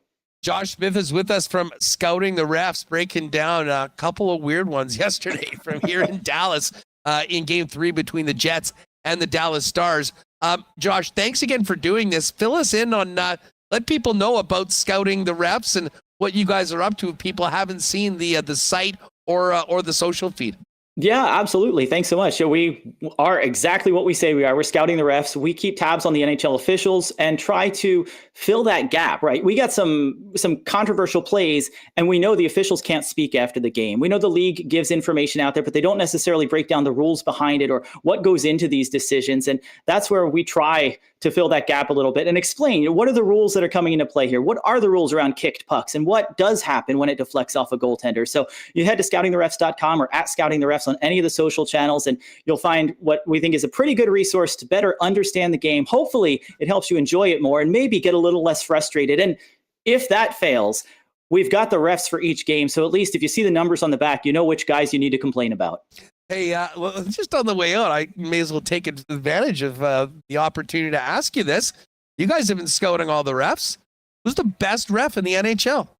Wow, it's tough because everybody calls it differently, right? You have different styles, just like we have different styles for different teams. We have different styles for officials. Wes McCauley is an old school hockey guy. He'll give penalties to both sides, maybe not as many power plays with it. Kelly Sutherland, probably the best communicator out there on the ice. He's yapping the whole game long. Everybody knows where the line is. They know where the standard is, and they know when he's going to call a penalty on it. So you've got these guys that have been around for a long time. Both of them come to mind. Gord Dwyer, another excellent official out there. So the guys that we see working in the playoffs, and it's, there's always that changing of the guard, right? We have older guys that are retiring and younger guys coming up. So I think there are definitely some talented officials out there. Just off the top of my head, no disrespect to the other ones, but it's hard to look past McCauley, Sutherland, and Gord Dwyer when you look at some of the top officials in the league right now. Joshua Smith with us from Scouting the Refs. Josh, thanks so much for doing this. Hopefully we can, hopefully the Jets will be playing long enough to have more controversies as we continue through the playoffs to have you back on the show in the future. Really appreciate you jumping on today. Anytime. We'll be here if you need us. Thanks so much. There it is at Scouting the Refs and scoutingtherefs.com. Really appreciate Josh jumping on today for a little bit of clarity that I think most Winnipeg fans would say, yeah, he's exactly right. Strange goal that was allowed, and then a shocking precedent from my perspective that absolutely nothing to Mason Marchment for whacking the ref at the end of the second period as well. Well, listen, perfect time to hit you with the why not question of the day for Not Autocorp over at Waverly and McGillivray. Did they get it right? Thoughts on the goal that was allowed to count, as well as the Mason Marchment situation? Let us know in the chat right now. We'll get to some fan feedback for fansfirst.ca coming up in a minute. But right now, I do want to shout out our friends over at Royal Sports, your whiteout headquarters, rocking and rolling and ready for Thursday, back in Winnipeg for Game 5. If you've been tardy in picking it up, good news. New hats are in, and a big shipment of white Winnipeg Jets hoodies. So get down to Royal Sports, get ready for the whiteout, and get ready for spring, although it feels like summer already, with bikes, soccer, baseball, softball, tennis, you name it. Get outside and take advantage of this beautiful weather with a trip to Royal Sports at 750 Pembina Highway. Of course, Boston Pizza is the place to be for all your away playoff games and home games if you can't get down. BP will be banging tomorrow. A nice start time for a change, 7 p.m., and all eyes will be here on Dallas. But if you're not here in Dallas, next best place to be is Boston Pizza. Shout out on that amazing new playoff menu with the triple pep pizza, the Wingman pizza, and of course the Scoville Showdown wing flights for those of you that like it hot. Staying at home, you can always order and get the great taste of Boston Pizza delivered at home in time for game time by ordering online at bostonpizza.com. Wish is going to join us. Greg Wyshynski coming up in just a moment from the arena. First, though, let's give a big cheers to Winnipeg's favorite local brewery, Little Brown Jug. Train day in and day out, learning new techniques, approaching new concepts, and living out the thrill of achieving your goals. Building a craft beer is no different. While you spend your hours on the ice, we spend ours here, brewing our trademark beer. Again, and again. Here's to pushing the status quo and challenging ourselves to build something memorable. 1919 by Little Brown Jug. All right, back here in Dallas, just about a mile away from where our next guest is right now, with the banners hanging behind him down at American Airlines Center. Greg Wyshynski joins us now. Wish, thanks so much for doing this. What's going on at the rink? How did we screw this up? We're both in the same city, and we couldn't hook up and do this thing together. What is this? I know that's on me. I mean, no, it's on me. It was availabilities obviously today for Dallas and Winnipeg on the off day, and I'll say this. Pete DeBoer pretty declarative in his availability earlier that Miro Heiskanen will play in this series. And I can't report it. I don't have it sourced. But there's a little rumble on the ground here that could be as early as Game 4. So we'll see what happens tomorrow night. Yeah, well, I mean, listen, I think it would make a lot of sense for him to come back in a home game. I think that, would be logical. I mean, there's no guarantee there is a Game 6. I mean, if Dallas can win these next 2 games, obviously I hope that doesn't happen. But that will change things. Listen, if Heiskanen does come back, it will be one of the most miraculous returns we've seen in recent NHL history. And, I think you have to sort of, wait to see what you'll get from Heiskanen. But I don't think they would be putting him into a situation where they wouldn't be able to help the team and be that Miro Heiskanen that we know is one of the best, not just defensemen, but players in the National Hockey League. But it still will be, there is an element of I'll believe it when I see it. Let's face it, it's not like there would be any misinformation put out by an NHL head coach around this time in May. Yeah, and I mean, a lot of the people I've spoken to here in Dallas were surprised he hasn't played yet. I mean, the fact that Jason Robertson came back from his injury before Heiskanen did, with Miro having, skated and been called day to day in the previous round, and he's still not back, and we're entering game 4 of the second round is kind of a surprise. But Pete DeBoer talked about what his minutes will be in his return. I mean, he said, I'm not going to play him 30 minutes, obviously, when he gets back. I mean, that does open the possibility of playing him 29 minutes. But he also had talked about the possibility of playing 7 defensemen to ease him back in the lineup. Had a good conversation with Jason Robertson about his journey back from being injured to being in the lineup. And he said, the first thing you're thinking about is your injury and how that feels. The second thing you're thinking about is, the playoffs are a different animal when it comes to the speed and the velocity and every mistake being magnified. It is an easing in process for somebody who hasn't played like Heiskanen hasn't for 3 months. Wish, let's get to yesterday. The longest goal review I can ever remember. The game production people had some fun with it. What was it like in the press box when you and the other assembled media were going through it? And do you think that they got it right? It was annoying. I agree with everybody who says, look, I'm a video review guy. Like, I'm happy that we have that mechanism in place to get calls right. I've got no beef with it. But if you're on minute 8 and you still haven't figured it out, then maybe just count the goal. I don't know. The delay was embarrassingly long. As far as the call though, I could see Scott Arniel's point. If they determined that it was a kick and the referee said it was a kick, right? Then you go from there to the rule book. And the rule book on a kick specifically mentions that if the puck goes off a goaltender's stick and into the net, then it's no goal. And so by the letter of the law, I think he's got a point, Arniel. Now, the other part of this that is sort of contradictory in the rule book is if a defending player puts the puck into the net by any means, then it's a goal. And I think you can clearly see that the puck is going through the crease until Hellebuyck hits it, but he hits it with his stick. And in the rule book, you've carved out a thing that talks about the stick. So I don't know. I'm probably 60-40. It shouldn't have counted based on what the rule book says. But logically, it should have counted because I think the original sin in the entire ruling is calling it a kick when I didn't think it was a kick. Yeah, we just had Josh Smith from Scouting the Refs pop on, and he was pretty clear that, by the rule book, which is kind of what you're supposed to go by, that would not have been a good goal, in his opinion. The problem for the Jets is that, I thought they played a really solid second period. They got that beautiful goal from Niederreiter. You're 2-2 on the road in the third period. You're in a really good spot. Is it a bad break for that one to count? Absolutely. It was what happened right afterwards for the Jets that was a problem. And listen, this game didn't unravel to the extent of a couple of those disasters in St. Louis in round 1.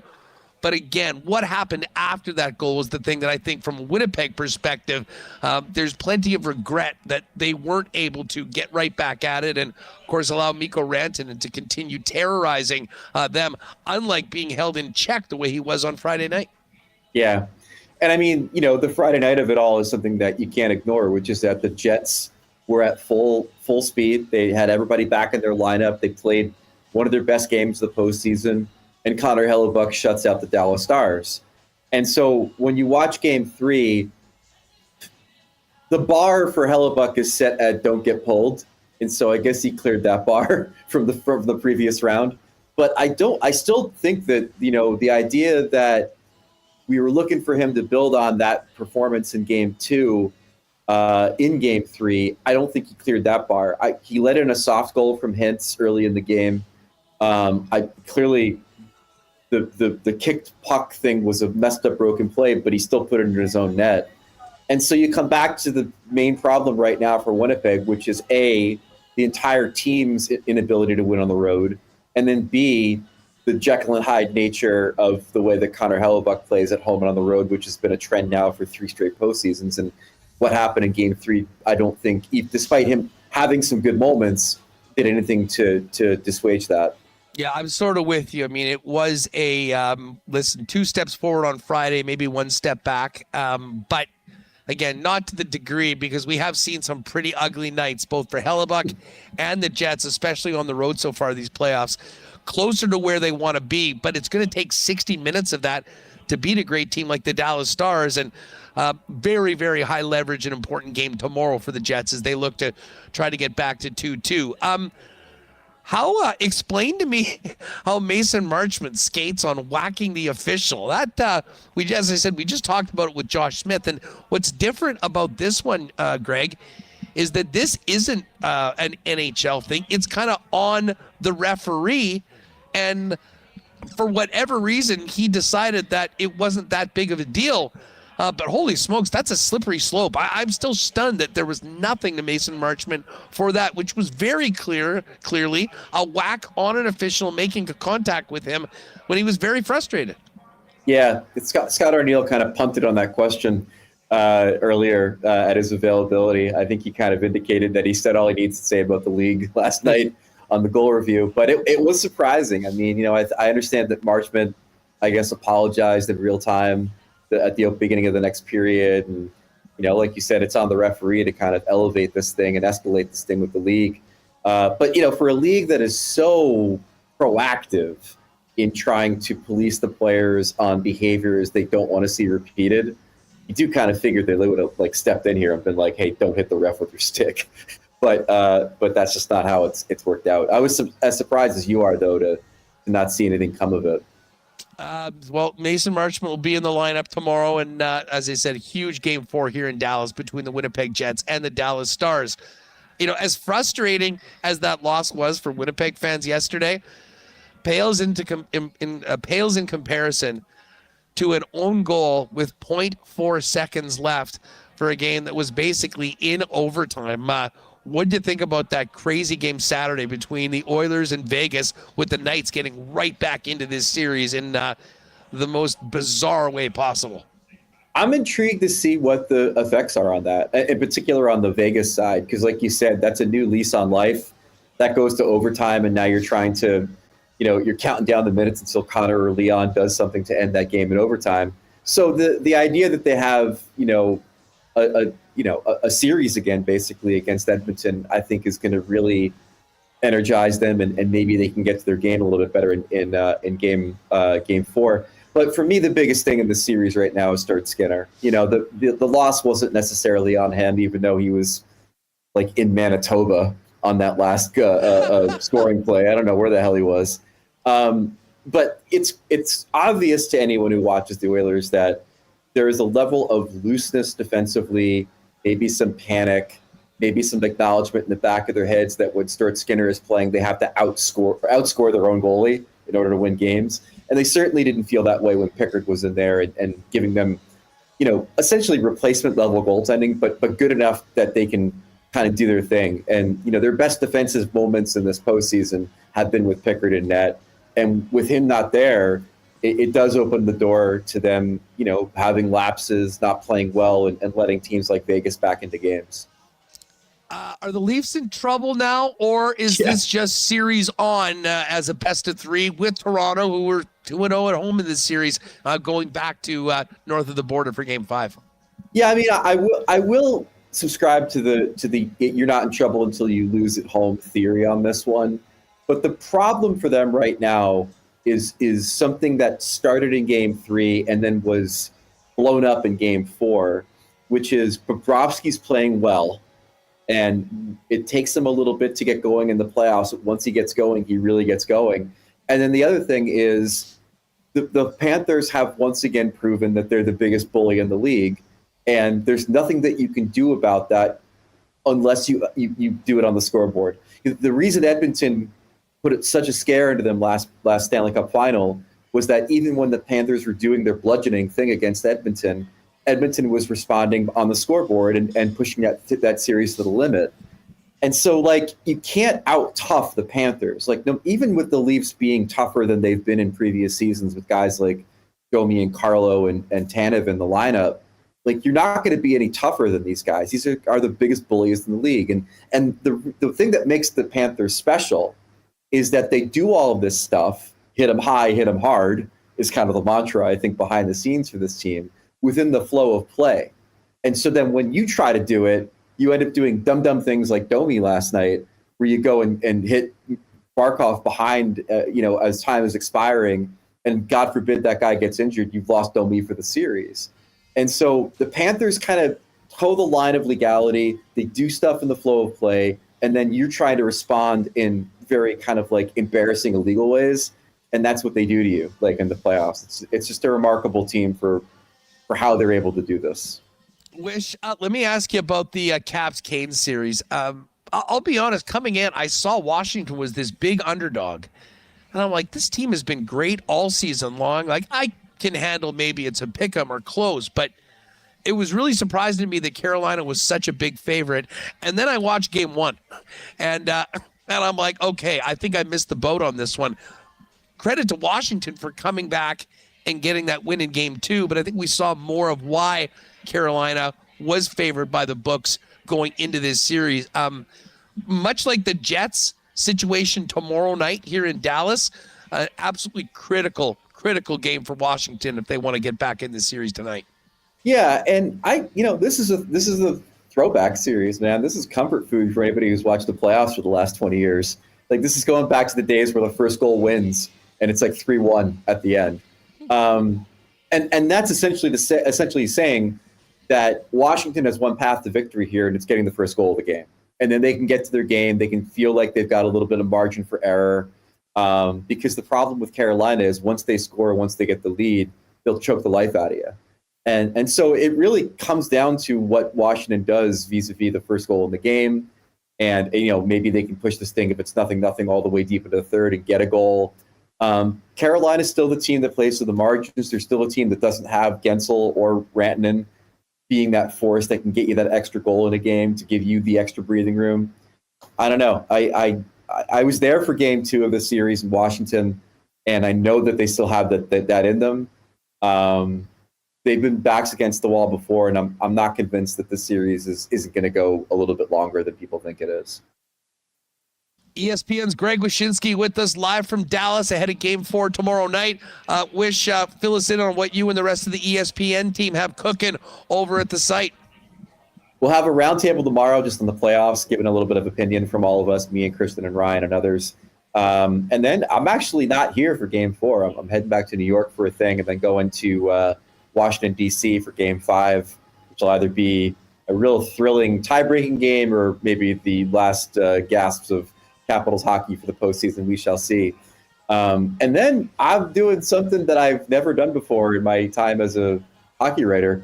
I'm taking off 3 days to go to a wedding. My wife's in a wedding. And I told my editors before the playoffs, I'm like, I got to get this weekend. It turns out it's the weekend with all the game 6s and 7s, which is a tough one. But I'll be, sipping gin and tonics and checking my phone a lot for a couple days.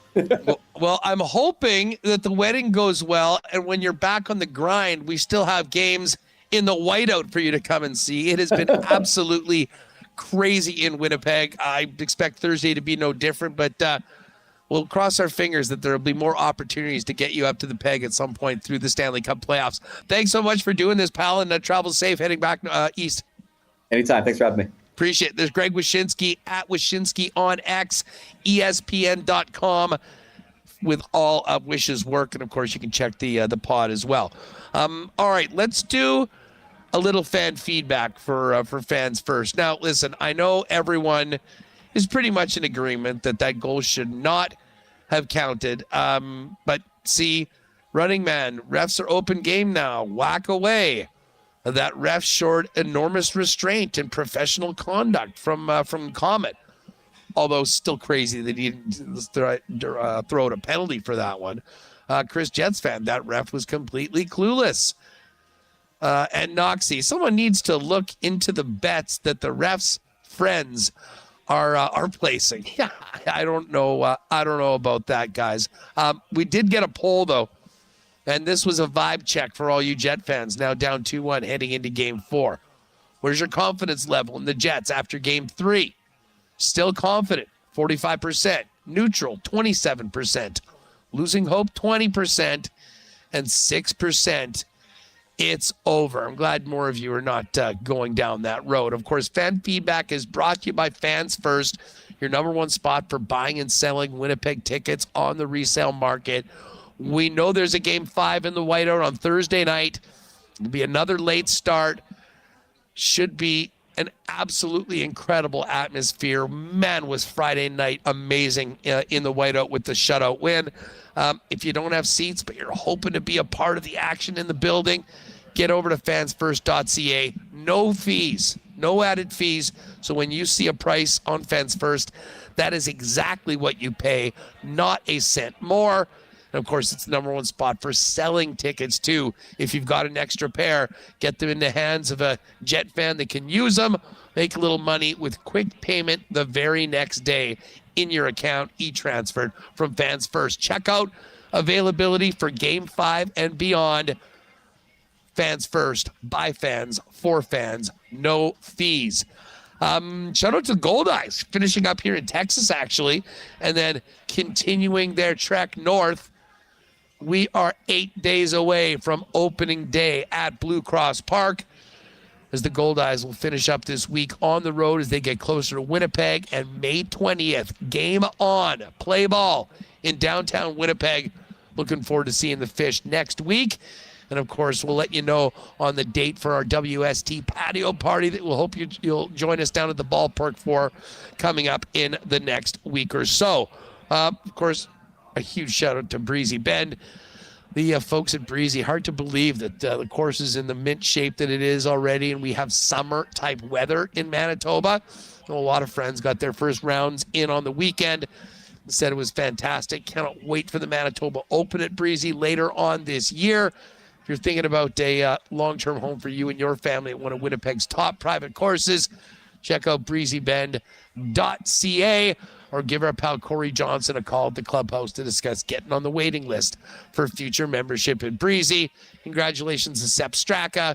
He won the Truist Championship in Philly yesterday. It's now on to Quail Hollow. Rory McIlroy has dominated this course. PGA Championship this week, second major of the year. Pat Gregoire and I will dive into some picks and plays on Wednesday before the PGA Championship. And of course, tomorrow night is opening day at the track. The ponies are back at Assiniboia Downs. Live racing Tuesdays and Wednesdays throughout the summer with additional Monday races, which you can find the entire schedule for live racing over at asdowns.com. And ahead of tomorrow's opening day, a little earlier, Michael Remis caught up with our pal Darren Dunn to set the stage for day one of live racing at Assiniboia Downs. We'll get to that and then come back and look at tonight's game in the Coolbet lines. Here's Darren. Darren, how's it going here? We're on the eve of the 68th live racing season at the Downs. Must be a very exciting time out there. It is. This is what we do. This is what it's all about. It's been a couple hundred days since we last saw some horses go around there at top speed. And yeah, it's time to get it done. Spring training starts out here pretty early, March the 1st. A lot of snow on the ground still.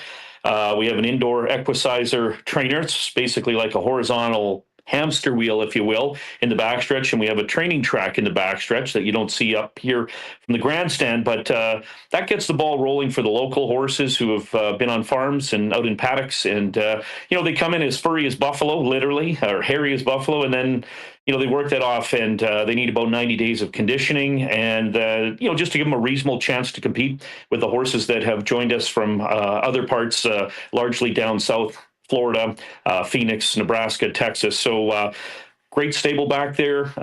We're excited to get it done. And, literally it's time to leave the starting gate tomorrow night.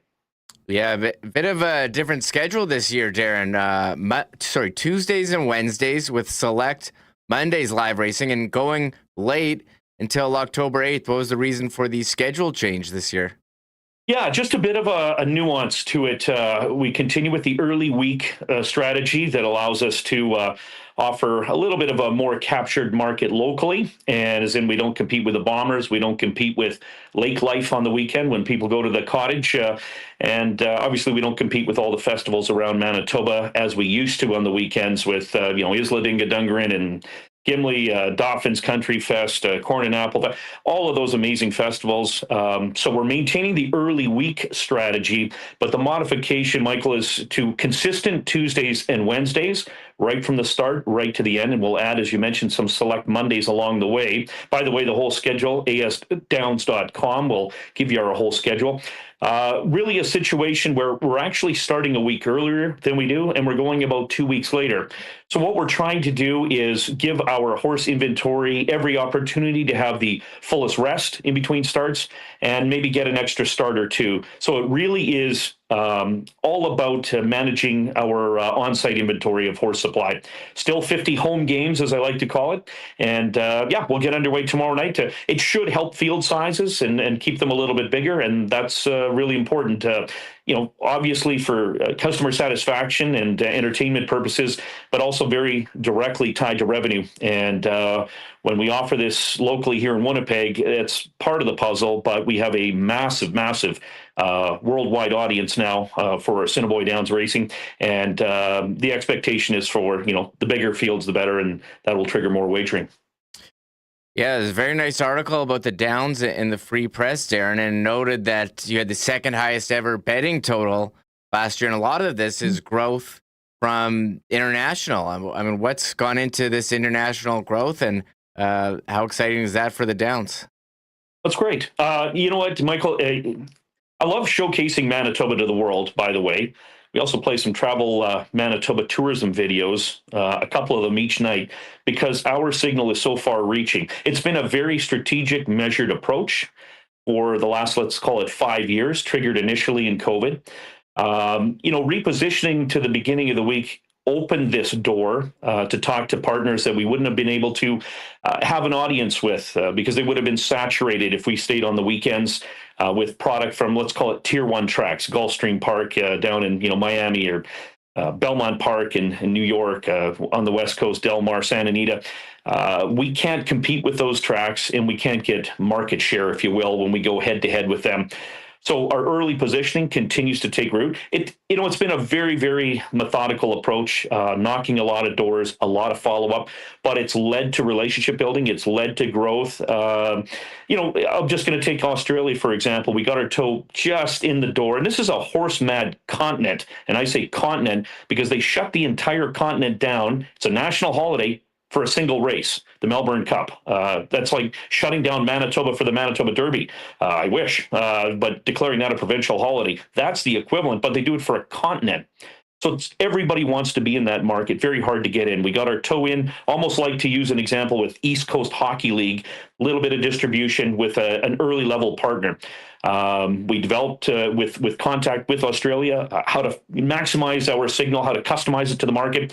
Then I'll just say, year 2 or 3, we got in with AHL level distribution. In the last couple of years, we've had like NHL distribution with Sky Sports and a company called Tabcorp. They're doing commercials now, promoting Assiniboia Downs. I just did an interview with our track announcer, Kurt Comtois, the other day that'll run across the continent. So bringing it to a conclusion based on your question, we just continue to open markets. So all across Canada, all across the United States, throughout Mexico, many countries in Europe, throughout Australia now, again, at a tier 1 level. And I'm having very productive conversations with South America. And though I don't have anything to announce, I hope to be able to sign some agreements before the end of this live race meet and get our product into Argentina, Brazil, and a few other countries in South America. Give them a little bit of a taster, a teaser towards the end of this that might open the door for years to come. New Zealand's another one on our radar. So it takes a long time to put these together, to paper these and get them done, but it ultimately showcases this product worldwide and triggers revenue generation. So it's important to do that. Yeah, I do notice a lot, Darren, when I watch the Downs on the YouTube channel, link in the description of the video, or search Assiniboia Downs, that there are a lot of people in the chat not speaking English, a lot of Spanish in there. So it's very wide-reaching, and it is a fun experience, making my wagers on HPI Bet if I'm sitting at home or there at the track, and you can follow along with everyone in the chat. And Kurt and Stretch do a great job making their picks too. But a bunch of marquee events: Manitoba Derby, Monday, August 4th with a $125,000 bonus. But you've noted, with racing during the week, you've really put a lot of major events on the weekend at the Downs, like Rib Fest, food truck battles, rocking and wrestling, Pizza Fest, and Manitoba Night Market. So it seems like all week there's events going on at Assiniboia Downs. I appreciate you saying that, Michael. But our signature event, as you mentioned, is the Manitoba Derby, brought to you by Manitoba Liquor and Lotteries. It does go Monday night, August the 4th. It kicks off part of a Western Canadian Derby series, something we had to sit out of last year. We had this crazy quarantine for 2 months. But still, second highest wagering total ever in Assiniboia Downs history, as you noted at the start. We're back in that series, and so 3 weeks after that, it'll go to Edmonton for the Canadian Derby, 3 weeks after the BC Derby at the Hastings Racecourse in downtown Vancouver. So great to be a part of that. And but you're right, it does free up the weekend. We've worked very aggressively. We can do just about anything out here that the imagination can create. And so those events are in-house productions. Food truck battles, 35 of Winnipeg's best food trucks, sort of mano a mano out here, come out and enjoy Rib Fest, as you mentioned. We introduced that last year. We're going to kick it up a notch this year, not to sound like Emerald Lagasse here, but Rib Fest is, who's got the best ribs in town. Pizza Fest, who's got the best slice of pizza in town. That's going to be a blast. We're going to add live music to those events. Rockin' and wrestling is live music, and we're going to have wrestling right outside on our tarmac near the racetrack, and we have some former wrestling stars that are attached to that, some female wrestling champs in there. So that'll be a blast. And so grab a beer and, pound your fist in the air and take it in. But it's things that we try and do to create revenue. It's great for Manitoba, great for jobs, great for economic contribution. And, when we have 50 games, 50 home games, if you will, for live racing, it creates opportunities around that. We're open year round, every day but Christmas. So, we try to do the best we can. 140 VLTs upstairs for those who like that. A little bit of everything for somebody out here. Yeah, got family fun nights now, free admission, parking, and this new ASD Advantage Rewards program seems like a lot for everyone this summer at the Downs.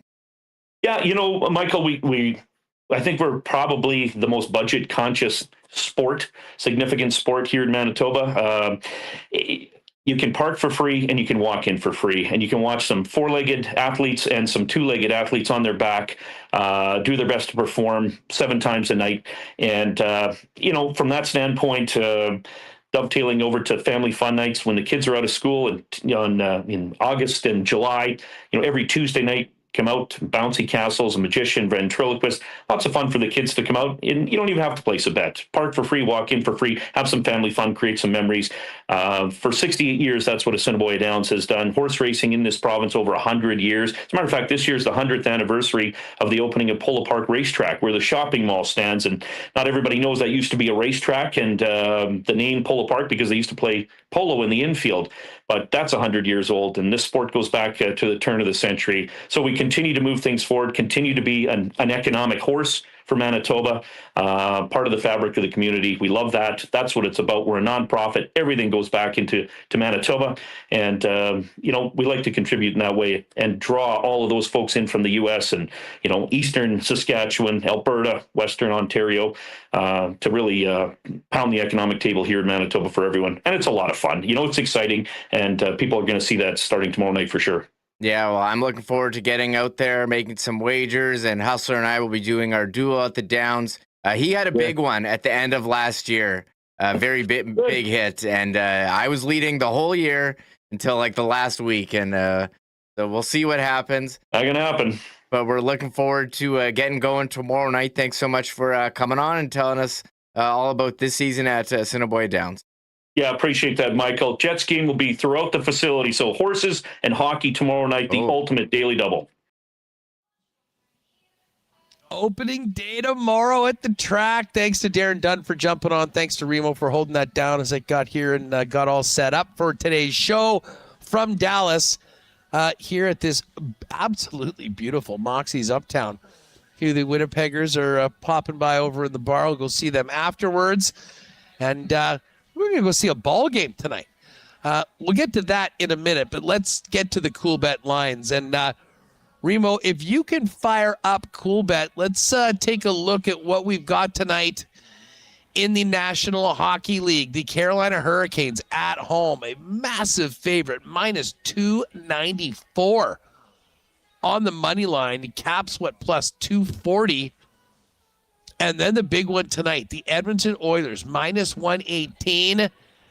And the Vegas Golden Knights, even money, plus 100 to even the series at 2 apiece. Total is 5.5 in that Caps-Canes game. Would not be surprised to see another under come in on that one. But, there's going to be scoring with the Oilers in action against the Golden Knights. Total in that one is 6.5 minus 135 to the over. And we've already got the lines for tomorrow as well. Jets plus 125. Road Dogs tomorrow. The Dallas Stars minus 147. Remo, what's the Jets series price right now? Let me pull up the series price. I'm clicking the button. It is Jets plus 270, Stars minus 345. So as you can see, Jets a pretty heavy underdog right now, trailing in the series and not having home ice. That could very much switch if they can get that win tomorrow, which will be all over on tomorrow's show. Also here from Dallas ahead of Game 4 between the Jets and the Dallas Stars. Remo, if you go to the top in the combo cards, I think we've got a very nice boost today for a little ride with Huss. I'm kind of out on the Caps in this series now, and I think we're going to be looking at a Canes win. I actually like the Canes on the puck line, so to win by 2, and I think Vegas is tying this one up as well. So we've got Vegas, and we have Carolina minus 1.5. Very, very generous boost for the people today. From plus 294 up to, what is that, plus 399? Plus 274 to plus 366. So it's still pretty big boost there. Us and Vegas making it a series here. They've played tight, and they just need to win this other one in Edmonton, who's been pretty good at home. I'm very intrigued how this one's going to go. Now, if you can, click on the baseball odds for a minute. So we've got this Texas-Colorado game tonight that I think we're going to be taking in. If you missed it on the weekend, Colorado gave up 21 in a game. I think they're 7-33, if I'm not mistaken, now in the season. An absolute disaster. What are the odds there? I can't see that. Texas minus 263, Rockies plus 250, and the Rockies just gave up like 20 and fired their manager. They're one of the worst teams. And again, there's a couple teams in baseball that don't really try. They're not putting anything into their roster, not spending any money, and the Rockies are one of them. And it's kind of sad to see a team that has had fan support and just kind of throw it all away here and not put out a competitive product. What's the total in that one? 8.5. 8.5. So that's kind of in line what everyone is. Now, is it 8.5 for the Rangers? Like, what are the separate teams? Yeah, what are those the team totals? Where is the totals? Texas Rangers. I mean, 5.5 is over 5.5 is plus 110. Over 4.5 minus 161. So take your pick there. What's the one at the bottom? 8.5? Yeah, plus 403 for the Rangers to score 8. To score 9 runs? Or score 9, right, yeah. Okay, that's what I'm hitting tonight. Balls fly out of this ballpark as it is. Then you add in the ineptitude of the Rockies pitching staff.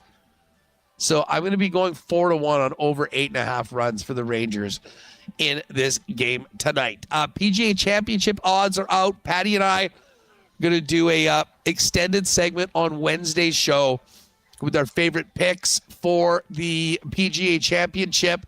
But what is it, 5-1 for both McIlroy and Scheffler there, Reem? Yes, Rory 5-1 coming off his big Masters win. Scotty Scheffler 5-1. Bryson DeChambeau 9-1. Justin Thomas 18-1. John Rahm 22-1. Xander Schauffele 22. Aberg 25. Morikawa 25. Neiman 33 and Cantlay 40-1. Beautiful. Well, and I'll tell you what, I mean, seeing a bunch of ads and whatnot for the PGA. Once again, Coolbet comes out with the best lines by far. I'm seeing minus 460 in a lot of other places, or plus 460 a lot of other places. 5-1 for both Scheffler and McIlroy. Not to tip my picks, but I think I'm riding with Rory. He owns Quail Hollow, and that is where the PGA Championship is. Of course, we'll get to that on Wednesday. The focus tomorrow here in Dallas is getting the Jets back in this series and tying things up. We will be all over it from Big D with a game day edition of Winnipeg Sports Talk coming up at 1 o'clock p.m. In the meanwhile, enjoy the pucks tonight. You can jump on those picks and bets over at Coolbet. If you haven't played there before, use the promo code WST for a 100% bonus up to $200 on your first deposit. And don't forget, if you have a Coolbet account, make sure to go over to winnipegsportstalk.com, click on Playoffs in the Peg, and make sure you're registered because I guess we should probably do that tomorrow, Remo. Yes. Yeah, so we'll do it tomorrow. At the end of the show, we'll crank out a marble race for everyone that has registered, and we'll send somebody to Game 5. Speaking of winners, Remo, our Game 5 winner in round number 1, Brock Corbett, bumped into him at the happiest hour on the weekend. He and his buddy Claude from Lundar made the trip down. So we had a great time with those guys. He's been on a bit of a run. I'm sure I can say this. He won the WST contest for Game 5 tickets. He also won the 50-50 at the Jets-Oiler game at the end of the regular season. So was in a pretty good spot with some extra spending cash to come down on a quick trip to Dallas for game number 3. He's heading back. We'll see him at Game 5. We'll see all of you tomorrow. But again, if you have a Coolbet account, make sure to get your registration in at the Playoffs in the Peg link at winnipegsportstalk.com. Tomorrow we'll be doing the race, and some lucky Coolbetter and WST listener will be going to Game 5, courtesy of Coolbet and the WST team. That's going to do it for us. Enjoy the pucks tonight. If you want to check out the Rangers and Rockies somewhere, we'll be at the game. I think we'll hook up with Mike a little later on and maybe some of the other media. But it's all systems go tomorrow to get this series back to 2-2 and back to Winnipeg. We'll be all over it tomorrow beginning at 1 o'clock p.m. Huge thanks to all the sponsors that make the show happen each and every day. Special shout out to all the Jet fans that we met yesterday here in Dallas. What a great time, with the exception of the final score. We'll do it again tomorrow, and we'll fire it up at 1 right here on WST. Thanks to Remo for making it all happen, especially with me on the road, and all of you for hanging out. Have a great night, and we'll see you tomorrow here on WST, live from the Moxies Uptown here in Dallas, Texas. Oh, my God! Oh! Shut it down! Let's go home! Thanks for tuning in to Winnipeg Sports Talk Daily. Make sure to subscribe on YouTube and your favorite podcast feed at winnipegsportstalk.com.